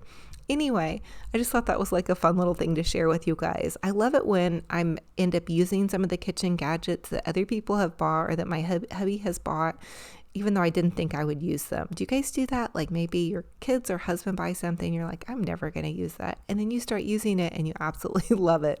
Anyway, I'm going to pop my little refried beans into here and then give it a good mixy mix. Now, of course, refried beans, you guys can buy a can of them and they're great as well. But I'm trying to get creative in my kitchen and use things I already have in my cupboard.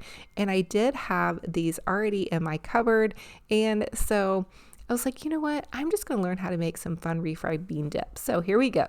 I added in actually 2 tablespoons of this salsa, and this is just some, inexpensive like little restaurant salsa that I picked up at Walmart. And I'm just going to give that a little bit of a mixy mix. Now you guys could always add anything that you want to jazz up your bean dip. but I thought that might make it kind of delicious. And I do also like to add a little bit of garlic salt, so just kind of a dash here. And then I also add some sriracha sauce, but that's because I really love it to be super spicy. So this is what I love for a nice little healthy snack, and my kiddos love this as well as my husband. In fact, he ate just a little bit too much of this and had to share that with me. So I also had to share with you guys, Benji Bear took another little adventure with us to the lake. We have a lake kind of close to our house that we can go walk on trails. It was a little bit overcast, but I just had to share with you guys the joy. I know so many of you love seeing Benji Bear, and he's just so funny, and it's so cute to watch things through a little puppy's eyes. Okay, so here is my thrift store outfit of the day. I found this really pretty little top, and I got it in a bag sale at one of our local thrift stores. And I love this kind of little cute detail that it has on the arm. And I also love that it's just kind of relaxed and flowy. And this is my favorite part, is that it comes down a little bit longer. So that way, if I wear a snugger jean, if I wear a pair of jeans that are a little bit snug, you know, in the backside or in the legs, I have that extra coverage, which I think is really nice. And then I can also wear it with leggings. And so I do love to kind of cover my bum when I'm out and about. And then I just have it paired with these gold thrift store earrings and this pretty gold little bracelet. Now, again, my thrift store got a boutique donation from one of our local boutiques. And so I really scored on some fun earrings. And then I got these last season at our local Goodwill. And now these aren't the most supportive shoes, so I would probably wear my Crocs with this. I show you guys my Crocs all the time, but if I was just gonna go for like a little luncheon or something quick out and about, maybe like a little, you know, lunch date with the hubs or something like that, I would be fine to wear the flatter shoes. So these are just more for looks, but again, not very supportive there, but I still thought it looked cute paired with these cute little Sofia Vergara jeans. They're kind of like a capri jean, and then they have that little cuff at the bottom, and some cool mom like accents with the little tears, which anyway, so there you guys have that. This is my thrift store outfit of the day. I know you guys have been loving this, and if some of you all are in, here is my thrift store outfit of the day. I hope you guys are inspired to put on a flirty romantic top, some little pearl earrings. So thank you all so much for joining me on another fun and fabulous crafty decor adventure. It is a true blessing and an honor to have you all here. Listen, I feel like crafting and decorating is so good for your heart and soul, so I just want to encourage you guys to keep up the good work crafting and decorating and making your homes boutique gorgeous on a budget. I've also been sharing some little fun and easy DIY snack recipes and some thrift store outfits of the day. I even do some tidying and organizing along the way. So if you guys love that, definitely consider joining me on this YouTube channel. All you guys have to do is subscribe, punch that bell. It will update you every time I post a new video. Subscribing is totally free. We just have so much fun over here. So I love to just encourage you guys to be creative and to use what you have and just to have fun, because we can look forward to the future with so much joy. Now listen, if you guys want to be encouraged on a daily basis, I have an Olivia's Romantic Home Facebook page. Pop over there, follow me over there. We're about to hit 1 million followers over there, and I have a free little Facebook group page, which is so fun. You guys can post photos of your home decor and DIY projects over there. You guys can also encourage one another by leaving kind comments and just sharing all of your crafty decor goodness over there. So I also have Olivia's Romantic Home Instagram page. If you guys want to pop over there, I share a good morning cup of coffee with you as well as a daily prayer card, and I do get my daily prayer cards from Dollar Tree. So I love y'all to the moon and back. I wish you guys a gorgeous, fabulous, blessed day. Remember, be kind to yourselves and be kind to one another. I can't wait for our next adventure, and until then, we'll talk to you very soon. Bye-bye.